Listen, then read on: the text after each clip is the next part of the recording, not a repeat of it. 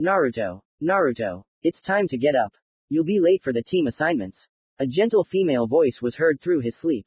The boy immediately opened his eyes and sat up in bed, as always full of hope that he would finally see his mother in the flesh, that all these years had been just a bad dream. But alas, Naruto, the assignments, remember, you've been waiting for this day so much. The voice was heard again, louder, but now the boy clearly discerned that it was coming from inside him, from his inner world, where his mother had been sealed since the Kyuubi's attack. Naruto had heard this story many times. It brought him a lot of sadness, but it was still one of his favorites, as it inspired him to move forward. He first heard it at the age of 4, when he first asked his mother where his dad had gone. Through her tears, she told him what had happened the night of his birth, when the Jinchuriki seal had been weakened. An unknown masked villain had somehow managed to sneak into the birthing area and kidnap him, Naruto. In doing so, he had killed all the Anbu and the third man's wife, who was the midwife. Using the infant as a hostage, the masked man had forced his father to release his control over the Jinchuriki seal, and the fox had managed to escape. Well, not exactly freedom. The Biju was subdued by the villain's powerful Sharingan genjutsu, and so began to destroy Konoha instead of immediately escaping. Father had to fight the mask maker to free the Biju's mind, but it didn't help.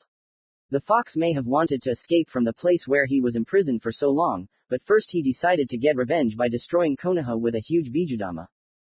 Luckily, Minato was able to save his village once again by transporting the Biju bomb using a spatial technique, and then doing the same to the fox himself, transporting him to a remote clearing outside the village.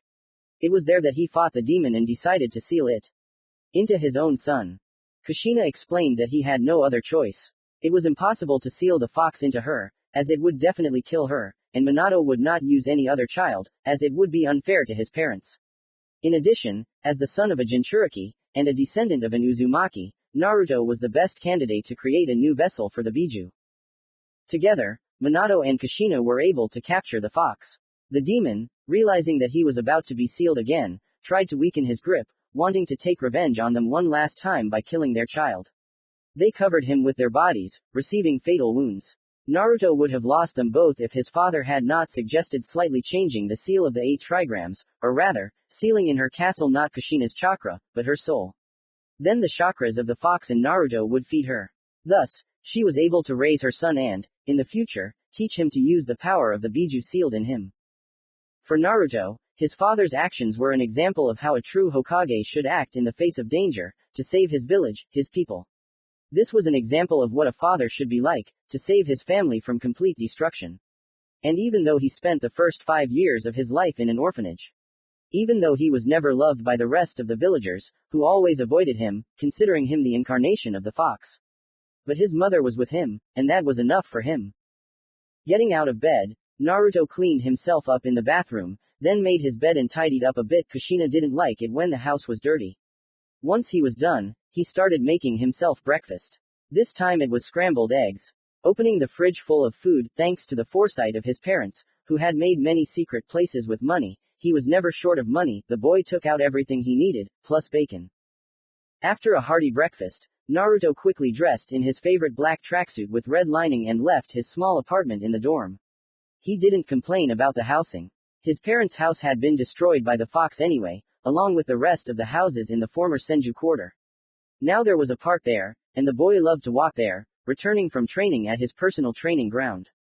And the apartment, although small, was quite cozy, and the neighbors were not annoying. Most of them were Anbu, and most often they were absent from home, being on missions.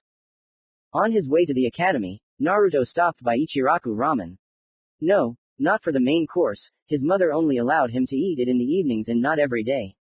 Ever since the young Jinchuriki was given his own place to live after leaving the orphanage, he began leaving a shopping list with old man Tuki.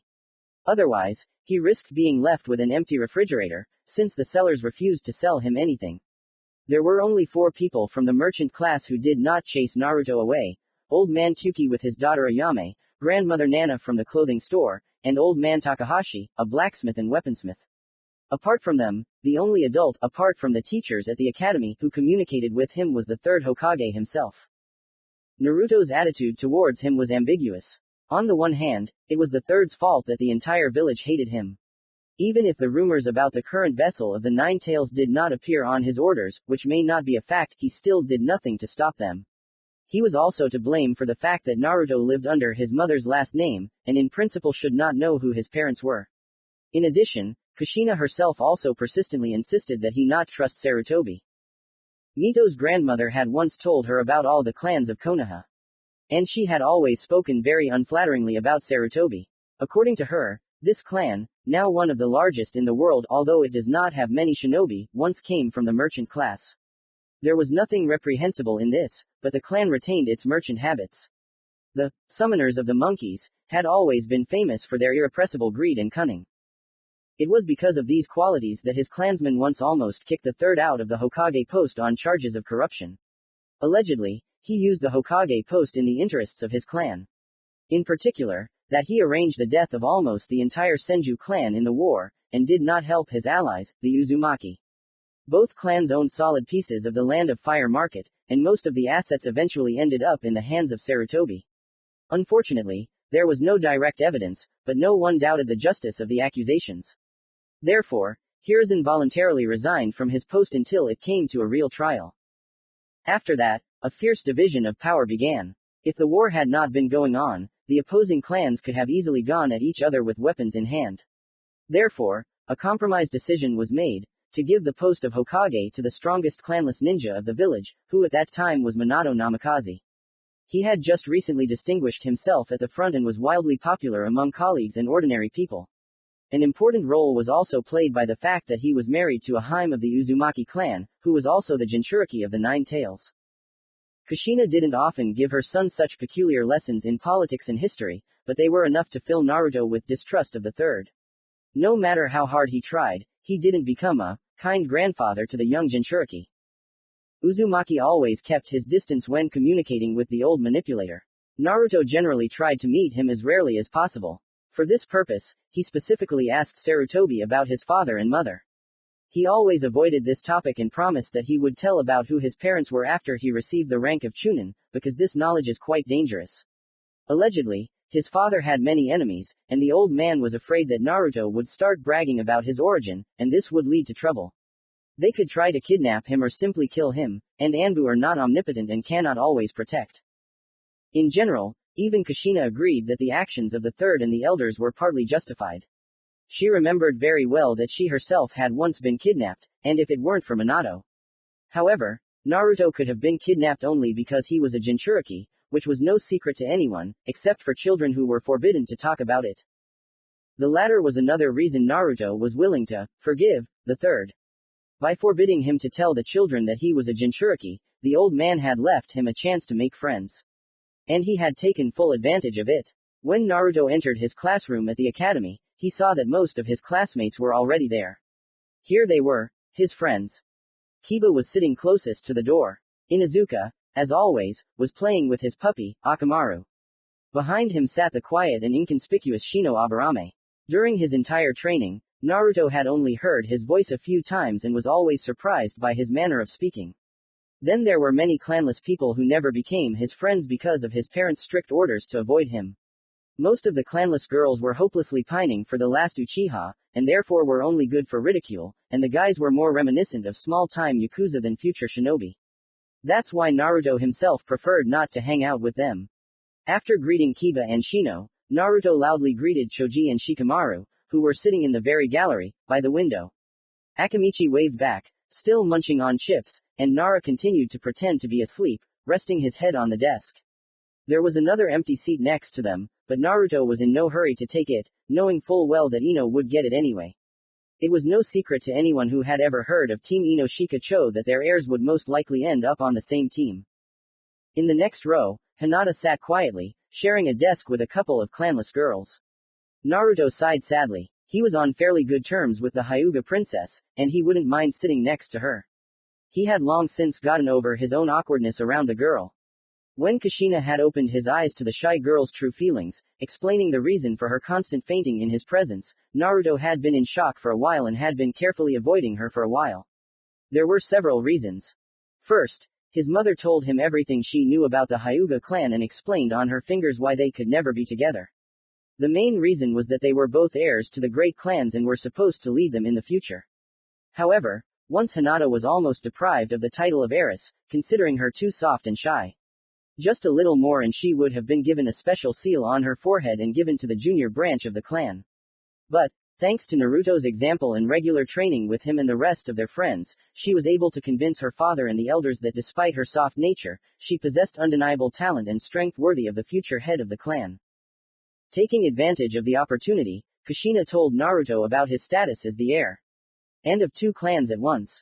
It turned out that he was not only the only son of the last head of the Uzumaki clan.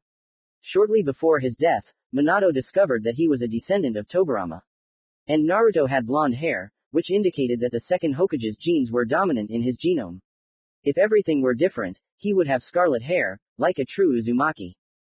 However, apart from hair color and minor differences in Kekkei Genkai, the two clans differed little. They even had the same origins. Their common ancestor was the youngest son of Rakudo himself, who inherited his legendary father's vitality, endurance and physical strength. These same traits were inherited by his descendants. Only the Senju specialized in Irionanjutsu and mastery of the wood element, and the Uzumaki became unrivaled masters of FUNN. Both clans were now considered practically extinct, and so Naruto thoughtlessly vowed that he would revive them, no matter what it took. A little later, he realized exactly what he had promised, but he was not going to go back on his word, since it was contrary to his ninja ways. Secondly, Naruto had long been firmly in love with a completely different girl. And right now she and Ino entered the classroom. "Hello, Sakura-chan. How was your exam at the hospital?" The young Jinchuriki asked with a dazzling smile on his face. "I'm sure you got the highest score." "Thank you, Naruto-kun, that's right," the pink-haired girl replied with an embarrassed smile. "Sensei praised me a lot." Naruto's smile faded slightly after hearing about Sensei. They were not acquainted, the boy only saw him from afar, but for some reason he immediately disliked him. Kushina claimed that it was jealousy and reminded her son many times that jealousy would only push his pink-haired friend away. Therefore, Uzumaki always held back when mentioning handsome and real genius, continuing to be the support that Haruno could always rely on. Even now, but he was still happy about his best friend's success. But sometimes Naruto still doubted whether he was doing the right thing, fearing that the girl he loved would never pay attention to him in a romantic sense, that she would always perceive him only as a best friend.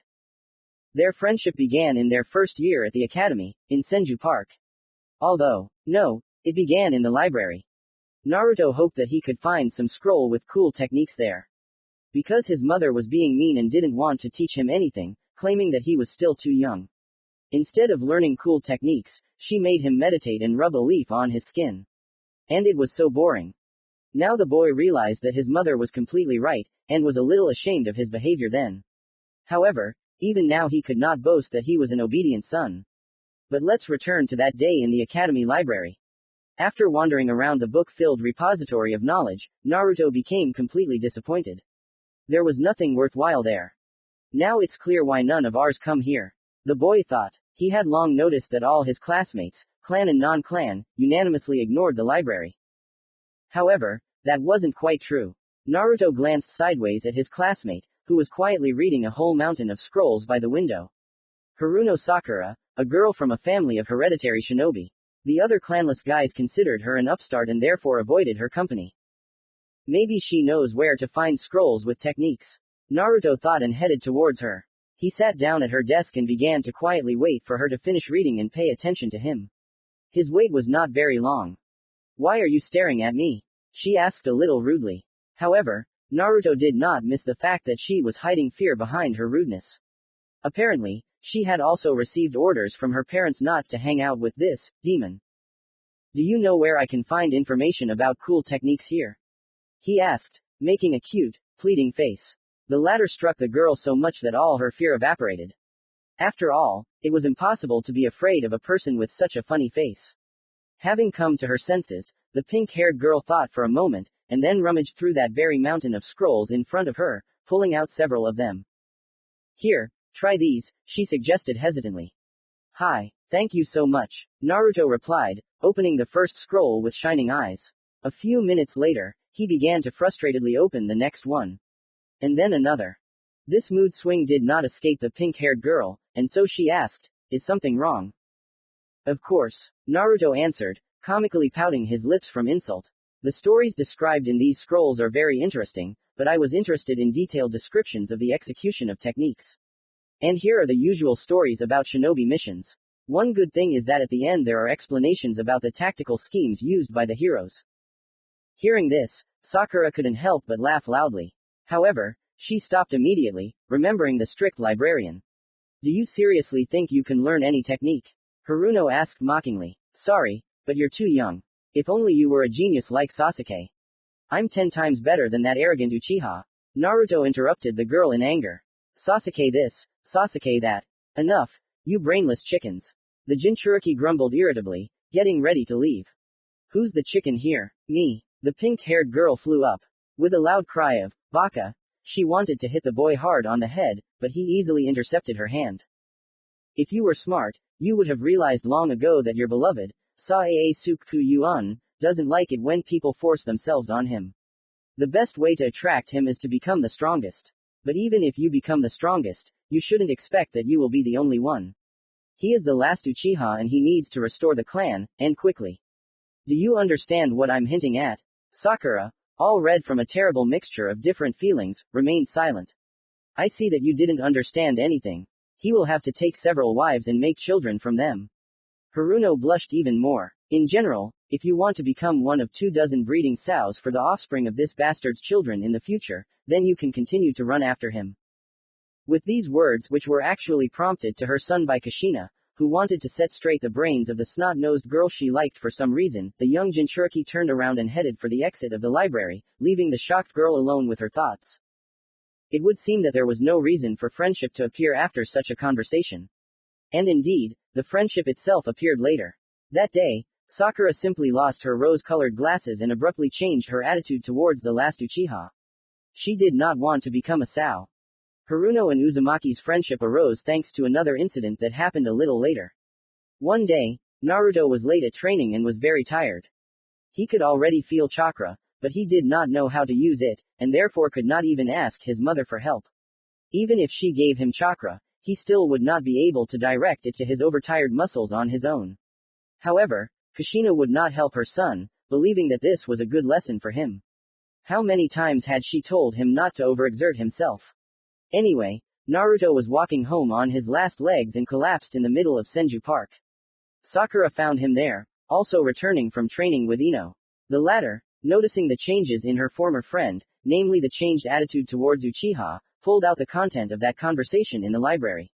Since then, Haruno and Yamanaka became best friends again, and the Hime of the Mentalist clan also stopped hanging on Uchiha.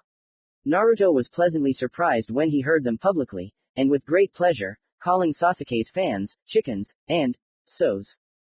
So, Sakura found a half-conscious Naruto in the park and couldn't think of anything better than to put him on a bench and watch him until he woke up. She couldn't drag him home on her own, really.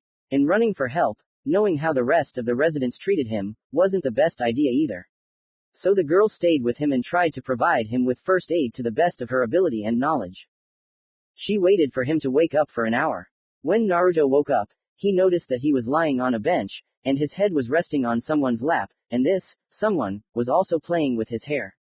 Turning his head to the side, he saw a park bench in someone's lap. Surprised, he turned around and lifted it slightly. Sakura-chan, the boy asked in surprise, seeing the pink-haired girl's worried face. And then he became embarrassed, realizing that his head had been lying on her lap all this time. Uzumaki immediately jumped to his feet, despite the pain in his muscles. How are you feeling? Haruno asked. I found you unconscious on the ground, she explained, noticing the confusion in his eyes. I had to lift you up onto the bench and check on you. It looks like you were just overworked. I was coming back from training, Naruto explained, blushing and scratching the top of his head. I overdid it a bit. Nothing serious, it happens. I see, the girl answered, and immediately became embarrassed by Uzumaki's attentive gaze. Giving in to her excitement, she looked away and began to babble. It's good that it's nothing serious. Ino's father says that with my chakra control I would make a good medic nin, but I still don't know how to do anything. I mean, I don't know anything about medicine. I was thinking about taking courses at the hospital. That's a good goal, Naruto suddenly interrupted her. What? Did you just say something? Sakura asked again. I'm saying that it's a good goal, Uzumaki replied. To become a medic nin. The girl mumbled, not knowing what to answer to this statement. Assertion. Iryan are always needed, Naruto continued. Without them, our village would have been destroyed long ago. I heard that the Senju were excellent medics. And the clan's Hime, Tsunade Senju, is generally considered an unrivaled medic. And she is also one of the strongest kunoichi in the world. It seems to me that you could surpass her. Naruto's last statement left Sakura even more stumped. Only after a long minute of silence did she find the strength to ask, "Do you really think so?" Naruto just nodded, but there was so much sincere conviction in his eyes that Sakura couldn't help but believe it. She believed that someday she could become strong, could surpass the legend. Thank you. End of flashback. The day after that fateful conversation, Sakura went to the medic nin course. A month later, she again found Naruto half dead from exhaustion, and this time she made him promise that at least the end of his training would take place under her supervision. The restless Jinchuriki gave her a lot of practice in practicing the first aid skills she had learned in the hospital. Every evening she would come to his training ground at the Uzumaki Mask Temple and make sure he didn't overexert himself. Soon she began coming early and training with him. And after some time, Sakura convinced Ino to organize joint training with other clan classmates and invite Naruto to them. As a result, by the middle of the second year, all the clan students from their class gathered at the Yamanaka training ground, with the exception of Uchiha, who preferred to train alone. Thus, it was Sakura that Naruto owed the fact that he had so many friends. If in the first year he was still an outcast, then from the middle of the second year, the Jinchuriki became the true life of the party. Kushina, seeing this through her son's eyes, couldn't be happier. Seeing Naruto surrounded by his friends reminded her of Minato, who was also the center of their small group of friends. She was even happier that these children most likely didn't care about his status as a Jinchuriki. After all, their parents probably told their heirs about their classmates' heavy burden. It meant that her son was truly accepted, that his dream, albeit a little, had come true. In addition to restoring the Senju and Uzumaki clans, Naruto wanted to follow in his father's footsteps since early childhood and become the Hokage of the Leaf. And this despite how the village treated him. Her son found the strength to understand them, and partly forgive them. But this did not mean that he did not punish the inhabitants of Konoha for their cruelty. No, her boy fully justified his nickname. Many shopkeepers who suffered from his pranks called him nothing but fox, or demon, and it seems they even forgot his real name. Kushina, oddly enough, fully supported these pranks. On the one hand, it was fair revenge, and on the other, a good way to teach her son cunning, ingenuity and stealth, which are what a good shinobi is famous for. Ino, as expected, sat with Choji and Shika. Sakura and Naruto had to sit next to Sasuke. Remembering the strong hostility that reigned between the Uchiha and Uzumaki, Senju Haruno decided to sit between them. Luckily, Sasuke decided to ignore the intruders in his personal territory, and continued to look out the window. Sakura assumed that he was trying to avoid the loving glances of his fangirls. While there was time, Naruto decided to tell his friends about his little adventure from yesterday. It began with the fact that after successfully passing the final exam, Mizuki-sensei, their taijutsu teacher, approached the Jinchuriki. Taking the boy aside, he stunned him with the stunning news that Anbu was interested in him as a possible recruit. Allegedly, the legendary mask wearers were so impressed by the success of the academy's best student, here Uzumaki pretended not to hear the skeptical chuckle of the Uchiha, that they decided to give him a test. Naruto had to steal the first Hokage's scroll as unnoticed as possible, where Hashirama and Tobirama Senju wrote down their secret techniques. As a reward, the Jinchuriki could learn any one technique from the scroll and then join the ranks of Anbu. According to Uzumaki, he immediately realized that something was fishy, but he agreed anyway. After all, it wasn't every day that he was offered to test his abilities, and even a secret technique to boot.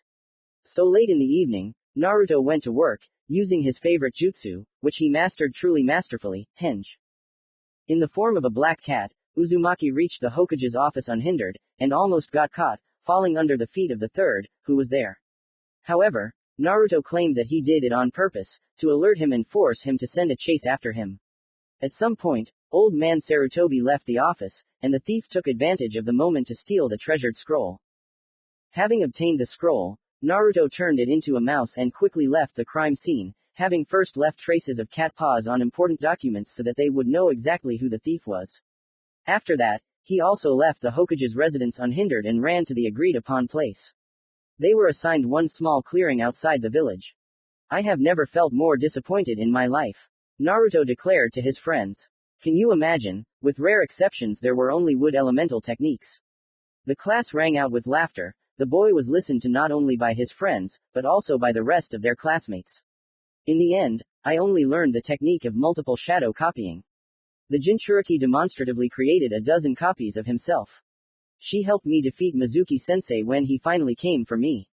Can you imagine? I was right, he wanted to betray Konoha and escape from it with the Hokage scroll. The Anbu were late, so I had to fight the traitor myself. I did this, and that, and then like this. Naruto actively gestured, showing how exactly he beat his former teacher. He was almost defeated when Iruka-sensei showed up and asked me to let him deal with the scoundrel. Uzumaki sighed dramatically, showing his sadness about this.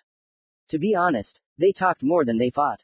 In the end, Mizuki managed to defeat our teacher with cunning, and I had to fight again. He almost caught me with a dirty trick, too, but I managed to dodge. Thanks to Sensei, who covered me with his body. There was a Fuma shuriken sticking out of his back like this. The girls gasped in unison. Yes, seeing this I got furious and created a whole 1,000 shadow copies. Naruto proudly raised his nose to the ceiling, once again ignoring Sasuke's skepticism. After that, it took me less than a minute to turn Mizuki into a cutlet. Can you stop already? This time Uzumaki decided not to tolerate the smirks of the last Uchiha. How many times can you interrupt me, Kusotere? Idiot, moron, literally, head made of shit. Sasuke couldn't stand it when Naruto used this insulting nickname, and immediately jumped to his feet, ready for a fight. If it weren't for Sakura, who was between them, and Iruka, who entered the classroom, then a brawl would have been inevitable. Staring at each other with unkind eyes, Uzumaki and Uchiha were forced to sit down. Hello, children, Iruka greeted everyone. I think you've been waiting to find out what teams you've been assigned to. The students loudly confirmed what was said. Well, then I won't torture you any further. I'll just explain to you first, according to what principle you've all been divided. The teenagers nodded importantly. Good. So, the village needs a list of teams of a certain specialization. These are couriers, scouts, capture groups, sappers, stormtroopers and bodyguards. Using the data on your knowledge, strength and abilities, we came to this distribution. Yumino showed everyone a not very thick folder. So, team number 1. The first teams included almost all the clanless. Team number 7. Uzumaki Naruto, Haruno Sakura. The blondes smiled widely and gave each other high fives. Ellipsis. And Uchiha Sasuke. Jonin Sensei. Hatake Kakashi. Iruka Sensei. Naruto shouted, jumping up from his seat, despite his friend pulling him down. Can we have someone else? I refuse to be on the same team as that idiot. Sasuke also jumped to his feet, but said nothing. His face alone spoke louder than any words. No, Naruto, the distribution is not subject to revision, answered Yumino. Your team is ideally formed to carry out the task of stormtroopers.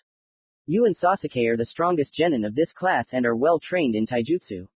You both have the largest amount of chakra of the entire class, which will allow you to use powerful mass destruction techniques in the future, which will clear the way for the rest of your comrades. Both the brunette and the blonde thought seriously. Sakura is your support fighter, AC class medic nin, which is very impressive for an academy graduate. She is also very good at taijutsu, and if it were not for the small amount of chakra, then she would have become an excellent stormtrooper, on par with the two of you. Is everything clear to you? Naruto and Sasuke reluctantly nodded their heads and sat down. Sakura was simultaneously angry at her friend for his lack of restraint, but at the same time very flattered by the assessment of her abilities from the lips of the teacher. In the end, she simply blushed deeply, continuing to hold Uzumaki's hand, just in case. Then, let's continue. Team 8. Aburame Shino, Inuzuka Kiba, and Hyuga Hinata. Junin Sensei. Yuhi Kurenai. Your team specializes in reconnaissance. The three named genin simply replied, hi. Okay. Team 9 was assigned last year. Team 10. Akamichi Choji, Shikamaru Nara, and Yamanaka Ino. Junin Sensei. Sarutobi Asuma. After being assigned to teams, the genin went on a long break. Their future mentors weren't expected until noon, when it was only about 10:30. A whole hour and a half of waiting. What should we do? Naruto asked Sakura. Maybe we should go to the park or to the movies. I heard there was a new movie out and the reviews were great. Let's go. Uzumaki really wanted to finish the sentence by saying, on a date, but he held back again. Sorry, Naruto, but I need to go to the hospital, the girl answered a little guiltily. Sensei promised yesterday that since I earned my C class, he will now allow me to participate in his research projects. You don't mind celebrating a little later, do you? What are you saying, Sakura-chan? Of course. I understand everything, you've been working towards this for so long. Uzumaki answered her, trying not to show his disappointment. I'm sure your sensei will be absolutely delighted with such an assistant. Thank you. Sakura hugged the guy tightly and kissed him on the cheek. Naruto's brain, from this action of his best friend, instantly flew into nirvana. However, seeing her figure quickly running towards the hospital, he suddenly came down to earth. Don't be sad, Naru-chan. Kushina said affectionately, mentally hugging her son by the shoulders. He really felt it. I'm sure after meeting your new sensei, she'll definitely agree to go somewhere with you. Besides, going on a date in the evening is much more romantic than during the day. Naruto blushed deeply at her words. Sometimes he regretted that his mother was always with him and knew all about his personal life. However, despite her constant presence in her son's head, she surprisingly interfered little in his relationships with friends and tried her best to give him a sense of independence. Sometimes she did not say a word the whole day, no matter what he did or what pranks he committed. True, in the evenings she compensated for all this with educational talks, from which it was impossible to escape. Uzumaki was about to go to one of the academy's training grounds to train, but suddenly he saw Uchiha walking down the street. A sly grin appeared on the Jinchuriki's face. He realized what he was going to do. These 1.5 hours would not be wasted. Arc 1. The beginning of the story, Part 2. Sasuke was walking slowly down the main street of Konoha, wondering which of the nearby training grounds would be best for him, and whether he should buy some of his favorite tomatoes, when suddenly 3 vaguely familiar girls came around the corner. Shouting, "Saw!" Uchiha used Kawarimi to switch places with a sack of potatoes and immediately tried to hide. But he hadn't gone even 100 meters before 3 more girls ran out from somewhere on the side and also tried to hug him. Sasuke had to quickly jump onto the wooden awning of one of the shops, and from there onto the roof of the neighboring building. Having run along the upper tracks for 2 or 3 streets, the last Uchiha thought that he had broken away and went back down to the ground. But he was wrong. As soon as he went down, a cry came from somewhere to the side, "Girls, come here. He's here. Sasuke-kun is here." The boy immediately started running, feeling a chase of at least 20 fangirls behind him. Moreover, 6 of them were definitely chasing him along the rooftops. Ambush flashed through his mind. With difficulty, Sasuke managed to break away and run out onto a busy street. But fate was clearly not kind to him that day. One of his pursuers fell from the roof with a shrill scream, and Uchiha rushed to catch her. He succeeded, but somewhat unsuccessfully. Unfortunately for him, one of his hands ended up pressed against the girl's crotch, and a plump woman passing by, oh horror, turned out to be her mother. "Ah, pervert, how dare you touch my daughter?" She screamed at the top of her lungs, and then began to hit the boy with her purse. "So you get it, and that's it. Let go of my daughter immediately, younger pervert. Although no, don't let her go. You're a handsome guy. What's not a son-in-law? For dishonoring my loved daughter, you simply have to marry her." Hearing this, Sasuke immediately dropped the girl and ran away, to the loud hoots and screams of the crowd of onlookers. Uchiha mentally sighed sadly. After such a performance, rumors would definitely start spreading soon. But the villainous fate, or one sly blonde, had not yet played enough with its victim. In the first alley he ran into, Sasuke stepped on a cat and fell head over heels. And not only did he scrape his knees and palms, but the vengeful cat also threw itself at his face. Uchiha barely tore this tiger away from himself and, all scratched, ran on. The cat unexpectedly multiplied tenfold and rushed in pursuit. During these long hour and a half, Sasuke repeatedly found himself in various stupid situations, sometimes associated with minor injuries. By 12:30, he had already begun to guess who was to blame, and now he himself rushed into pursuit, wanting to cruelly punish one overly impudent blonde. But no matter how hard Uchiha tried, he failed to catch anyone, only suffered again, having stumbled upon a real cat, and not a clone of Naruto under henge, as he thought. Sasuke was so carried away that he completely forgot about the meeting with Sensei at 1 o'clock. Cursing himself for his stupidity and mentally promising himself to deal cruelly with one blonde bastard, he rushed back to the academy. The boy thought that he was completely late, but when he arrived at the appointed office, he saw no one. Neither Naruto, nor even Sakura were there. The latter appeared only 15 minutes later, accompanied by some white-haired man in a mask covering half his face, who was most likely their new sensei. "Ah, There you are, Sasuke-kun, said the pink-haired girl. We've been looking for you everywhere. Kakashi-sensei is taking us to a restaurant. We'll get to know each other better over some food. Let's go to Akimichi, Uzumaki suggested, under the Uchiha's hateful gaze. They have the best barbecue in all of Konoha. Of course, their prices are steep, but sensei himself said he'd pay for everything. Sasuke-kun, do you agree? Haruno asked, and Uchiha barely found the strength to stop burning holes in the hated blonde and nod to the girl. After another hour and a half, Sasuke learned the truth of the expression, hatred clouds the mind. Otherwise, he would have noticed some oddities in the behavior of his new teammates and sensei long ago.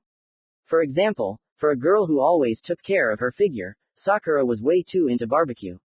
She ate no less than Naruto. Their sensei behaved normally overall, barely ate, asked questions about habits and hobbies, but he did it so routinely, as if nothing he was asked was really interesting. Be that as it may, Sasuke was taken for a ride. Somewhere around 15 minutes to 3 o'clock, the three blondes suddenly disappeared in a puff of smoke, and Uchiha immediately realized what had happened. In those few hours, he had dispelled enough of Naruto's clones that he immediately recognized shadow cloning. Uzumaa key. Sasuke shouted furiously throughout the restaurant, and the waiter immediately ran up to him. Here's your bill, young man. 10 minutes later, the enraged Uchiha burst into the academy and found the assigned office again. Naruto was there, peacefully dozing on his desk. Haruno was sitting next to him, not even raising her head, absorbed in reading some papers. Sasuke threw several shurikens and kunai at Uzumaki right from the door, but he somehow sensed them and instantly dodged. Without saying a word, Uchiha immediately threw more kunai, but again failed to reach the nimble blonde. For about 5 minutes, under Sakura's surprised looks, Sasuke continued his unsuccessful attempts to kill Naruto, until the same shaggy-haired Junin he had seen earlier entered the classroom. Oh no, I won't fall for the same trick again, Uchiha thought and threw the remains of his throwing weapon at the newcomer. He easily dodged the blow and looked carefully at the three genin in front of him. How can I say this? First impression, I don't like you, he said a minute later. Let's meet on the roof, we'll talk there. He added and disappeared in a puff of smoke. A shadow clone, just as Sasuke thought. But did it belong to Naruto? He's not mine, Uzumaki answered the unspoken question as he walked past through the door. Sakura, looking from one teammate to the other in confusion, followed him. Sasuke had no choice but to follow them. But this time he promised himself that he would be on guard. He would not let that bastard Naruto lead him by the nose. Okay, perhaps you should introduce yourself, the white-haired man began.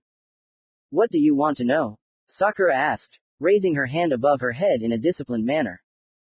Well, there, what you like and what you don't like. Your dreams, hobbies and all that, there sensei suggested. Or maybe you could set an example for us. Naruto suggested cheekily. Let's have you tell us about yourself first. Sakura and Sasuke silently agreed with him and looked expectantly at the sensei. Oh, me. My name is Hatake Kakashi.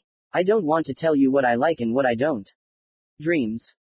Well, I have a lot of hobbies. We only got his name, Sakura said discontentedly, and Naruto nodded in agreement. He didn't like sensei either. Now it's your turn. We'll start from the right, Kakashi said. Okay. My name is Haruno Sakura. I recently passed the exam to become a C-class medic nin. I like to gain new knowledge and achieve success with it, no matter what I do. And I don't like those who hide this knowledge from me. Keep this in mind, sensei. My dream is to become the greatest medic kunoichi in the world and surpass the great Tsunade Senju in this. Good. Next, said the white-haired man and nodded at the blonde. My name is Uzumaki Naruto. I like to train, organize pranks, eat delicious food and contemplate beauty, a quick and unnoticeable glance at Sakura. I also don't like people who hide things from me, a serious look at the sensei, who had already regretted 1,000 times that the Hokage forced him to take students. I also don't like people who have too much crap in their brains. The dark-haired neighbor on the right snorted loudly at this statement. My dream is to become Hokage, restore my clan and save the world from hatred, Uzumaki declared, causing surprised looks from the others. Uchiha looked especially surprised, as this was the first time he had heard about the blonde's affiliation with a clan. MMA. Next, Kakashi said, turning to the brunette. My name is Uchiha Sasuke. There are many things I don't like, but there is nothing I like. This can hardly be called a dream. I must revive my clan. And kill one person. The brunette said all this with his head down and his face hidden behind his fingers crossed. Even without considering the meaning of his words, he looked extremely gloomy. Naruto was impressed, wondering if his teammate's last statement was directed at him. Still, he had gone a bit overboard with the pranks today. Okay, that's enough, Kakashi said, leaning back against the railing. Tomorrow we'll start our missions. Uzumaki gave a playful salute and said, yes. But first, the four of us are going to do something, Sakura and Naruto asked in unison. What? Survival training. Survival training? Naruto asked, surprised. His mother had never told him anything about that. What does training have to do with missions? Sasuke asked. Why is it for survival? Sakura asked. Well, it's not exactly training. Kakashi admitted. You'll be fighting me. And what will that give you? Sakura asked. You will determine what we are capable of. Smart girl. The white-haired man praised her. Yes, this is a test of your knowledge and skills. There is just one small nuance. If your preparation does not satisfy me, you will return to the academy. What? Naruto jumped to his feet in indignation. You can't do that. We already got the headband. We're ninja. You're just trying to scare us. Sakura said. Isn't that right, sensei? The girl asked, not very confidently. I'm completely serious, Hitaki replied. Of the 27 graduates, only 9 will become genin. The rest will return to the academy. This training is actually a test with a dropout rate of over 66%. Naruto's jaw dropped, Sakura's eye twitched. And Uchiha, if he could, would glare at him. What the hell? Naruto exploded. We tried so hard. What was the point of the final exam if some idiot could fail us at any moment without giving a reason? This is to select those who have any chance of becoming genin, Hitaki answered, not at all offended by the fact that he was called a dick. The test will take place tomorrow on the training field. Bring all your weapons. Oh, and it's better not to eat breakfast, otherwise you'll throw up. You'll find out the details from the printouts. Here, and don't be late tomorrow. Having handed over the papers, Kakashi disappeared into a whirlwind of leaves. Naturally, there was no talk of a date in the evening. Both Naruto and Sakura were too worried to think about going for a walk. However, they spent the rest of the day and evening together anyway. They decided to train and prepare for the test tomorrow and develop a strategy for their joint actions. None of them wanted to invite Sasuke, rightly assuming that he would refuse to cooperate. Only Kushina suggested that her son do it anyway, but he waved her off, saying, if he wants to, he'll join himself. Apart from this advice, the elder Uzumaki said nothing else for the entire evening. Even when Naruto asked her to evaluate their plan and point out its shortcomings, she only sighed resignedly. Offended by his mother's silence, the young Jinchuriki went home to get some sleep. Early the next morning, Naruto waited for his friend at their usual spot in Senju Park, and together they went to the 7th training ground indicated on their printouts. Even though it was still a long time before the appointed time, they decided to train a little more and prepare for the test. And only then, if Sensei, whose habits they had both heard a lot about, was late again, they would allow themselves to take another nap. And so it happened. Kakashi-sensei showed up only at 11 o'clock, finding a very gloomy Sasuke, who was sitting on the grass, leaning against a tree, and his 2 teammates, who were lying in an embrace on an unfolded blanket. Ahem. Kakashi tried to attract the attention of the sleeping couple, but the sweet couple didn't even bat an eye. Then the white-haired one took out a large metal alarm clock from somewhere and set it a minute ahead. The deafening ringing that rang out made the blondes jump up as if stung, and look around in shock. You're late, a disheveled Sakura said, pointing her finger accusingly. And you slept. In an embrace, Hitaki answered her mockingly. The girl deflated and blushed, avoiding looking at the equally embarrassed Uzumaki. Good morning, by the way. The Junin greeted, heading towards the wooden posts at the far edge of the training ground.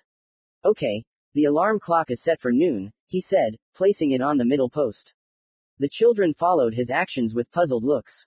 Your task is to take these 2 bells, Kakashi said, holding them in his hand. You must do this before noon. Whoever fails to take the bell will go without lunch. I will tie you to these posts and eat right before your eyes.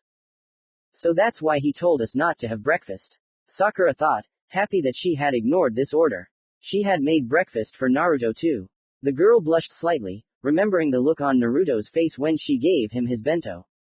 Haruno always forgot that her friend was an orphan. He was too cheerful every day. She mentally promised herself that from now on she would make him a bento every day. Ding. The bell rang, and Sakura was brought back to reality. But you only have 2 bells. She noted. That's right. Since there are 2 of them, one of you will definitely be tied to the pole, Hataki answered. And one more thing. The one who doesn't get the bubonets has failed. So at least one of you will return to the academy. Let it be Sasuke, Naruto thought, not wanting to part with his pink-haired friend at all. Somewhere in the depths of his soul, he heard the sound of a palm hitting his face. You can use shurikens, Kakashi continued, hiding the bells with an elusive movement of his hand. If you don't try to kill me, you won't see the bell. Got it. The answer was 3 synchronized nods. Then, let's start. The trio of genin immediately disappeared into the bushes. Hataki looked around carefully and chuckled contentedly, muttering something under his breath. He reached into one of his hip bags and pulled out a book, after which he calmly began reading. The genin growled in resentment. Sensei was making it clear that he didn't take them seriously. Besides, the Jonin's actions were a sign that he was letting them strike first. That he had no intention of chasing them through the entire forest around the training ground. Uzumaki and Haruno couldn't help but smile triumphantly. They had figured it out. Yesterday, when they were making a plan, they had tried to analyze all possible scenarios, and this was the most likely option. Naruto made a hand seal and the ground around the white-haired Jonin heaved up from the number of explosions. The homemade explosive seals worked perfectly. The blondes spent the entire morning before the Uchiha arrived preparing the battlefield, burying about 100 explosive devices under the turf. As a result, the training ground turned into a real minefield. As soon as the explosions thundered, Uzumaki created about 100 clones. Neither he nor Sakura believed that ordinary explosive tags could harm an elite Jonin. Therefore, they were only a distraction. Running towards the cloud of dust formed at the site of the explosions, Naruto threw a couple more explosive tags attached to kunai into it. The shock wave from the explosions quickly cleared the air of dust and the blondes saw Uchiha, pressing his hand to his shoulder, wounded by shrapnel. Why the hell did you throw more explosive seals? Sasuke yelled at them. I almost grabbed the bell. You bastard, Naruto, don't interfere in my fight anymore. Are you nuts? What fight are you fighting? The Jinchuriki exploded in response. Those were my explosive seals. That was my diversionary maneuver. What the hell are you doing, Kusotere? Boys, stop arguing. Sakura shouted at them. Give me your hand, she addressed the Uchiha. I'll heal it. Sasuke looked at her outstretched palm with doubt, but still agreed to medical assistance, continuing to burn holes in the second blonde. If we want to get the bells, then we need to work together, suggested Haruno, healing the wound with the Shozen technique. Otherwise, this farce will happen again. The guys only snorted in response, turning away from each other. Where are you going? Sakura asked as Uchiha abruptly took her injured arm away from her. The deep wound there had been was now just a clearly visible cut. We don't even know where Sensei disappeared to. Don't be silly, Sasuke, the 3 of us will have a better chance of getting the bubwenza. I don't need anyone, the brunette declared, looking at the pink-haired girl with a look full of malice. I'll get the bell myself. Don't interfere. Go to hell, Sasuke. Your head, full of the finest shit, belongs there. Naruto exploded again. We actually need to get the bell too. And there's only half an hour left. So don't bother us, and better yet, go back to the academy right away. If Sakura hadn't stood right between the boys, they would have definitely started a fight. But Uchiha just turned around sharply and ran back into the bushes. Haruno looked menacingly at her friend. What does this have to do with me? Uzumaki answered angrily to his friend's silent reproach. You know I'm right. That idiot will never act together. And we still need to get the bells before time runs out. Naruto was right, so Sakura just sighed sadly. Her intuition told her that without the Uchiha, they wouldn't succeed.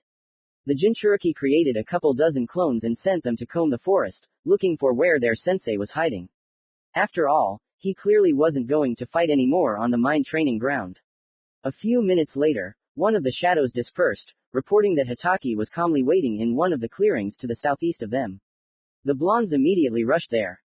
Kakashi was sitting on a stump and reading again. Naruto and Sakura occupied 2 points in his blind spot and immediately attacked. This time Uzumaki went into hand-to-hand combat. Alone, without any clones, because he had not yet learned how to use them effectively in a fight. Haruno began to skillfully cover her friend from behind, throwing poison senbon at the sensei. Their only success was that Naruto managed to at least touch one of the bells, and the Junin began to take him seriously, putting away the book. Sakura thought that if Sasuke had been with them, they would have already grabbed the bells.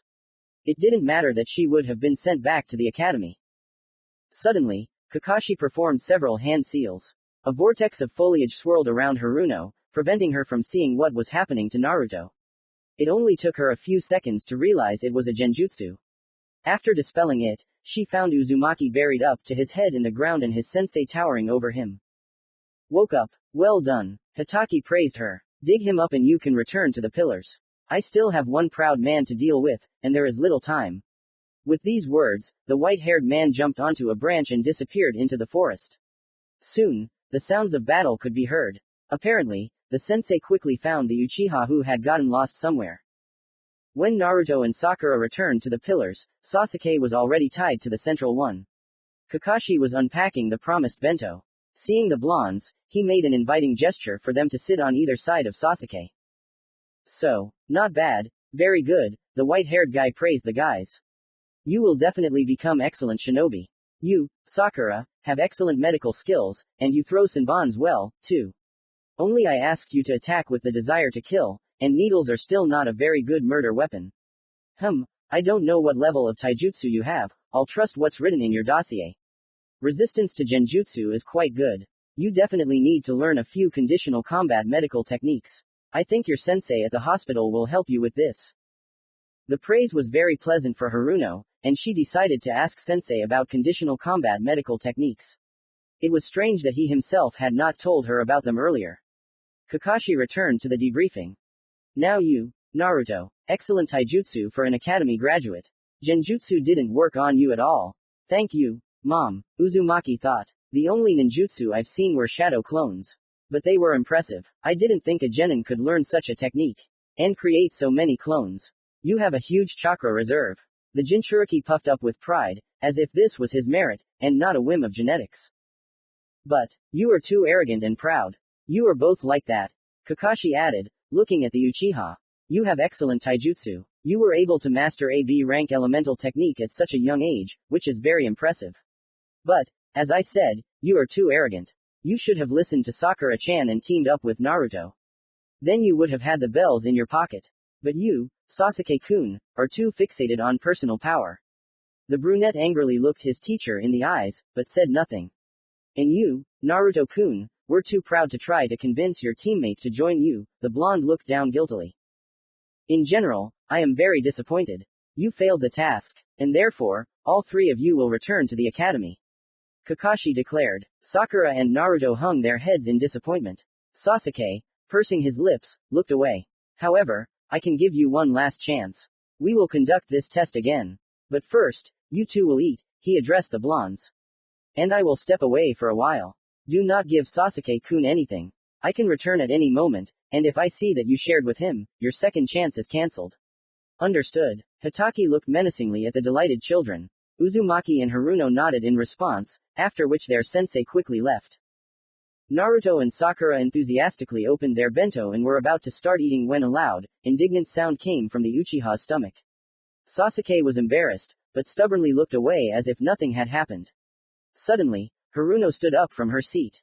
Please turn around, Sasuke-kun, she said calmly. He turned to her in surprise. The pink-haired girl was holding her bento in her hands and was handing him a piece of rice ball, held between her chopsticks. The meaning of this gesture was obvious. Sakura was going to feed him. What are you doing? Naruto asked, a hint of jealousy in his voice. Kakashi-sensei could come at any moment. If he sees this, we won't get a second chance. I understand that perfectly well. The pink-haired girl answered calmly. But if Sasuke-kun remains hungry, he will be too weak to help us get the bells. Besides, no matter what we think, he is our teammate, and I have to help him. Oh okay, Naruto replied, standing up and handing the brunette his bento as well. Sakura smiled. She had guessed, or rather, hoped that her best friend would do that. Suddenly, a menacing Kakashi jumped out of a cloud of smoke. Ah, you passed, he declared to the stunned children, miraculously conveying a smile with his eyes. Passed? But why? Asked Naruto. Because you were the first who didn't do everything I ordered. The rest stupidly followed orders. Fools. The eye smile immediately disappeared. A ninja must think ahead. Those who break the laws of the shinobi world are often called worthless. But you know what? Those who don't care about their comrades, they are much worse. The children seriously thought about the white-haired Jonin's words. Each tried them on for themselves. The training is over. As I said, you all passed. Kakashi gave them a thumbs up.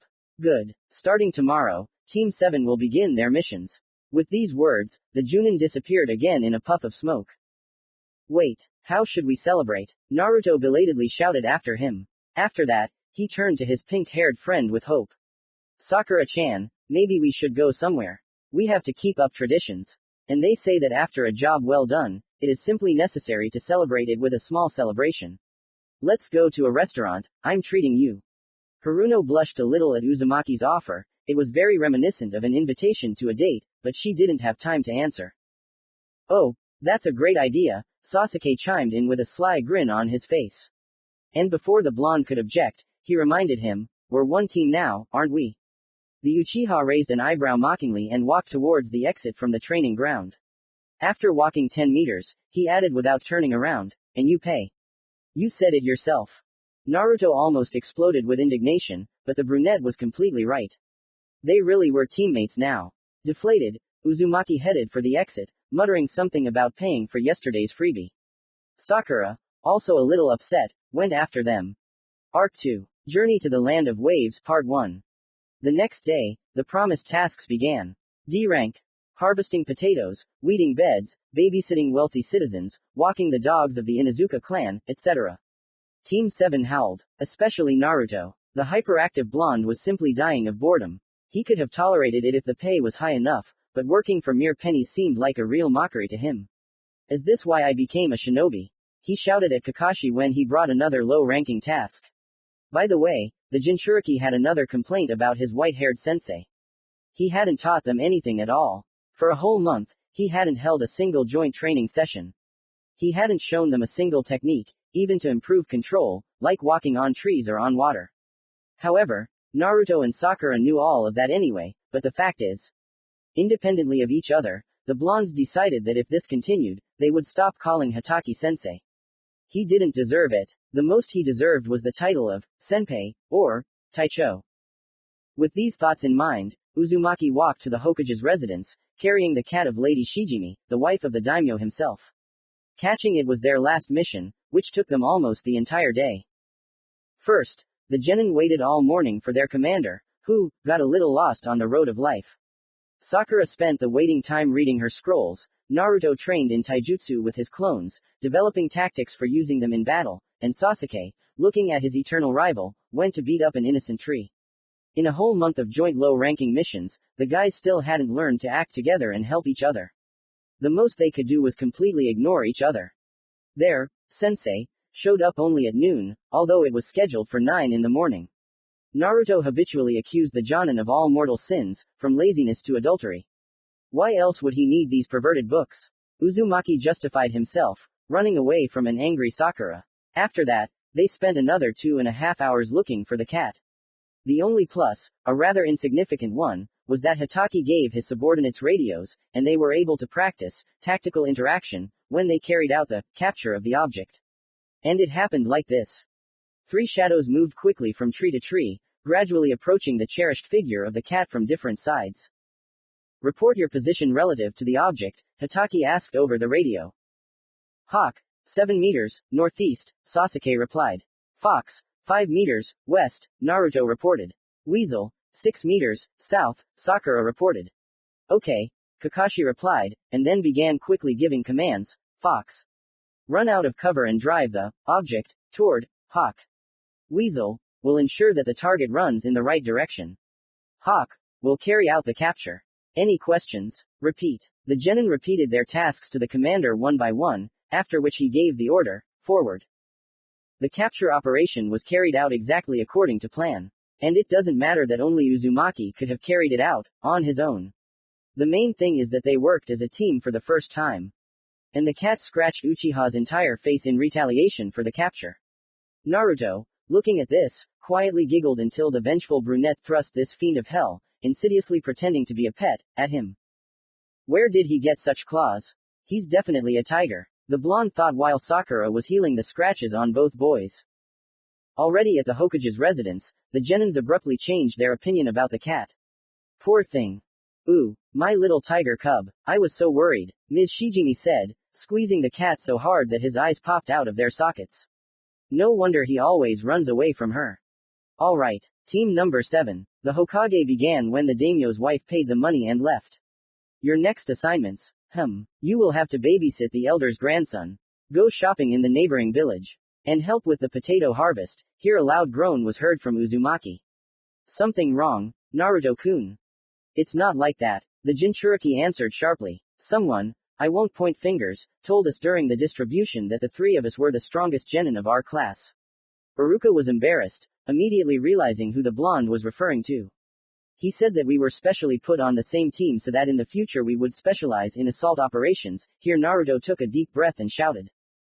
So where are these operations? Finally give us some gang of robbers that need to be defeaten. How long can you send us on all kinds of crappy missions that even a clumsy idiot can handle? Uzumaki's cry from the heart managed to break through some kind of wall in the officials' minds. Even the old man, the third, was deep in thought, thoughtfully chewing the end of his favorite smoking pipe. Okay, Sarutobi said suddenly, searching for something in his scrolls. Those present looked at each other, not understanding what the Hokage's statement was referring to. If that's what you want, then I'll give you a C category mission. The Genin's faces immediately brightened, and hope lit up their eyes. But this isn't a bandit cleanup operation. You'll have to protect one person. Yay, Naruto shouted joyfully, not even listening to the end. Sorry, he muttered embarrassedly, calming down under the stern looks of the adults. It seemed like they were going to meet him halfway, and here he was playing the fool. And who is it? He asked the third, who was looking at him condescendingly. I'll introduce him to you now, Sarutobi replied, motioning to one of the Chunin. Please come in, he said to someone behind the door. A few seconds later, an elderly man appeared in the doorway. He had a rather rumpled appearance, and a sake bottle was clutched in his hand. His slightly clouded gaze, due to the small round glasses that had slipped down the bridge of his nose, betrayed a rather serious degree of intoxication. Uzumaki didn't like the client at all. He never liked alcoholics. Apparently, his teammates didn't trust him either. However, he wasn't thrilled either. What kind of kindergarten is this? I thought you were going to give me real ninjas, not some runts, the drunkard said, earning furious looks from his future bodyguards. If it weren't for Kakashi, who had prudently placed his hand on the Jinchuriki's shoulder, the client would have been in a lot of pain right now. I am the architect Tazuna, a specialist in building bridges, the drunkard introduced himself, ignoring the angry looks of the genin. I hope you will protect me well until I return to my country and finish the construction there. Something tells me that I'd rather kill him myself on the way, Uzumaki thought. Looking at his comrades, he saw complete solidarity with his thoughts. Kakashi noticed this too, and therefore hurried to lead his subordinates away from Sin. MMA. Okay, is everything clear to everyone? 3 positive answers were given to him. Then we'll meet tomorrow, at 8 o'clock in the morning, at the main gate of the village. And don't be late, I'll be on time. With these words, the Junin disappeared into the Shunshin, leaving 3 stunned genin at the Hokage's residence. Am I awake? We were given a C rank mission and Kakashi-sensei promised to be there on time. Naruto asked, recovering from his shock a little. Sakura nodded, confirming that she had heard it too. Sasuke silently turned around and walked back to his home. I think I'll go to the hospital, to Sensei, Haruno suddenly said, hugging Naruto goodbye. This is our first mission outside the village. We need to prepare well for it. Exactly, Naruto agreed, hiding behind cheerfulness the sadness that his friend was running away to the hospital again. And then I'll pack us some food for the road. I'll pack more hot food in the seal. Then we won't have to eat this nasty dry ration. The Jinchuriki made a face, showing how much he didn't like this surrogate for normal food. Good idea, the pink-haired girl agreed, hugging him again. After that, she suddenly punched him in the shoulder and poked him with her finger. Just don't forget to put something dietary for me. I don't want to ruin my figure. Naruto just laughed and nodded. Bye. Sakura ruffled his hair one last time and ran off towards the hospital. Kakashi was indeed not late. To Naruto and Sakura's surprise, he had arrived even earlier than them and was talking about something with a relatively sober Tazuna. Probably explaining to him the rules of conduct and movement of a defendant. The only thing missing was Sasuke to set out immediately. And where is this Kusotere? Uzumaki grumbled discontentedly, glancing towards the Uchiha quarter. Don't pick on him like that, Naruto. There's still time, Hatake said to the blonde. Where are you rushing to? Where do you mean, Kakashi-sensei? Uzumaki was genuinely surprised. This is my first time leaving the village. There is so much to see. With these words, the boy began to look around, as if he could see some foreign curiosity right here. Hey, is this little guy really capable of protecting me? The bridge builder asked the white-haired man incredulously, and immediately turned pale when Naruto instantly, for a civilian, moved and put a kunai to his back. Naruto, don't scare the client, Sakura scolded her friend. It's not his fault that we look like normal kids. But, Sakura-chan, we're ninja, Uzumaki replied, still holding the kunai to the joint of Tazuna's waist and chest. Doesn't he know not to pick on us? And yet he still asks for it. I just wanted to teach him a lesson. Actually, ordinary people outside the hidden villages know little about shinobi, Kakashi answered for the girl. They have no idea of our true capabilities. To Tazuna-san, you look like ordinary children playing with weapons, and he has no way of knowing that each of you is stronger than a large band of bandits.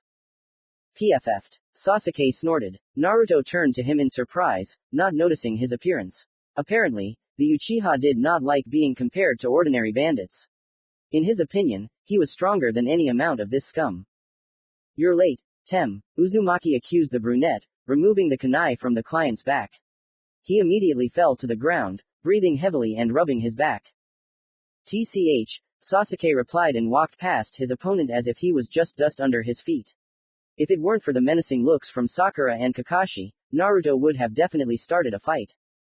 Let's go, the Junin ordered. Naruto, you go ahead, Sakura will look after the client, and Sasuke will cover your backs. Act as if I'm not with you. I'll keep an eye on you from the sidelines and only intervene if something serious happens. This is a C rank mission, which means the worst you can do is get attacked by a gang of bandits. But you might also run into some wandering Nukenin, so keep your eyes peeled. Is that clear to everyone? The genin nodded and spread out as ordered. Naruto created a dozen clones and sent them forward as reconnaissance. Sakura took her place next to Tazuna and began to look around tensely, although there were certainly no threats near Konoha. But it was better to be safe than sorry. The Uchiha walked in the rearguard, keeping his hands in his pockets, trying to seem as carefree as possible, although in reality this was far from true. Kakashi chuckled approvingly and disappeared into the Shunshin. The first village that appeared on their way was Otokuku, a large trading city that served as a transit base for Konoha. The hidden village carried out all its large trading operations there, since you can't invite merchants to a military settlement. In Konoha, there were only the bare minimum of civilians necessary for the life and work of a shinobi. And even then, they were civilians with a rather big stretch. Almost all of them had some degree of kinship with a shinobi, or were themselves once active ninja, but left the service for one reason or another. You don't have to look far for an example. Sakura's parents were also once shinobi. Mebuki specialized in taijutsu and had the rank of chunin. She left the service due to pregnancy and never returned. And Haruno Kazashi once rose to the rank of Tokubetsu Jonin, but suffered an unfortunate back injury, which forced him to leave the service. Fortunately, he was lucky with his father-in-law. He was a successful cabinetmaker and agreed to teach his son-in-law everything he knew. Especially since he had no sons of his own, and Kazashi, as a trap specialist and engineer, already had experience working with wood. Now Haruno Sr. successfully continued his father-in-law's business and was considered one of the best cabinetmakers in the Land of Fire. He was often invited to the court and to the homes of aristocrats to create real works of art from wood in the form of tables, cabinets, chairs, etc.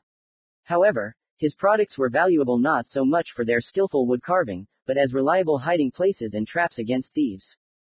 Naruto was the only one who had never left the village before, and so he kept turning his head. Everything was interesting to him. The usual shops, the numerous bars, the casinos, and even the brothels. The girls working there, dressed in the most seductive outfits, waved invitingly at the red as a lobster Uzumaki and the deliberately indifferent Uchiha. An angry Sakura dragged Naruto, who was dumbfounded by this sight, by the ear, muttering about all sorts of perverts. The travelers did not stop in Otokuku. The day was just beginning, and the journey was not short. After all, it would take almost a week to get to the Land of Waves if they went on foot and along the lower paths. Belatedly realizing this, Uzumaki groaned out loud and began to think of something to do to keep from dying of boredom. At first he thought about trolling Sasuke, but quickly threw that idea out of his head. The last thing he needed was to quarrel during missions. They'd screw him over. Well, these pranks are a no-no, they can wait until Konoha. Well, or until the land of waves. Finally, you've got some brains, Kushina remarked sarcastically. You'd better get to training. She advised before her offended son could respond. And how am I going to train on the go? And, most importantly, in what? Uzumaki Jr. asked. In case you haven't noticed, Kakashi-sensei has disappeared somewhere. The Jinchuriki added irritably. To Bane, what do you need me for, you idiot? Kushina replied just as irritably. Did you think that since you were given a sensei, I wouldn't be able to teach you anything? There was serious resentment in the woman's voice. Sorry, Mom, I didn't think. A distinct chuckle came from the inner world. Sometimes the former Jinchuriki was very surprised who her son got his stupidity from. She strongly suspected that he got it from his perverted grandfather. The incident at the brothel seemed to confirm this. But what can you teach me so that it won't arouse suspicion? You yourself said that if I suddenly start showing off FUNN techniques, the smart old farts will immediately be interested in the source of my knowledge. Do you think I only know Fuinjutsu? Naruto was a little embarrassed. For your information, I am a master of fire elemental skills. Oh, you're going to teach me elemental techniques. The boy's eyes immediately lit up in his mind from the opening prospects. Hooray! Where shall we start? With the great fireball jutsu. I saw Sasuke do it. It was cool. He'll be surprised when I do it too. The Jinchuriki's enthusiasm knew no bounds. Naru-chan, calm down, Kushina tried to get through to her son. To no avail. Shut up, Datbane, she shouted. Naruto obeyed and pouted his lips in an offended manner. Unfortunately, I can't teach you fire techniques. At least not now. But why? You yourself said that you would teach. Uzumaki Jr. immediately became indignant. Shut up already and listen to what I'm telling you. Or else I won't teach you anything at all. And then you'll go beg Kakashi. Naruto shut up, offended. I won't be able to teach you fire elemental techniques because your chakra is very similar to your father's. And he had wind elemental chakra. I suspect that it's your main one too. Who? A real child, Datbane. Kushina grumbled, listening to her son's delighted cries. Shut up again, I haven't finished yet. Interrupt me again, and you'll definitely go begging Kakashi for techniques. The former Jinchuriki glared at her son again. It's a good thing Sakura and Sasuke were walking behind, otherwise they would have been very surprised by such a sharp change in their teammates' mood. Calm down, Kushina asked. That's good. So, I don't have any wind elemental skills myself, so I can't help much. All I can do is teach you the basics, which I learned when your father was learning how to change the nature of chakra. You'll really have to beg Kakashi for the techniques. The copy ninja isn't famous for learning thousands of techniques for nothing. He might well know at least the hand seals of wind techniques. What do I need to learn the basics? Naruto asked in a businesslike tone. He was afraid that if he started acting childish again, his mother would change her mind about teaching him anything. Judging by the satisfaction emanating from his mother, this was exactly the attitude she wanted. Make 3 more clones first. Someone needs to watch the road while you train, Kushina advised. The Jinchuriki silently followed her instructions. Now, pick some leaves from the trees. Naruto's teammates and their client were very surprised when he created 3 more clones and a little later sent them to the trees to strip leaves.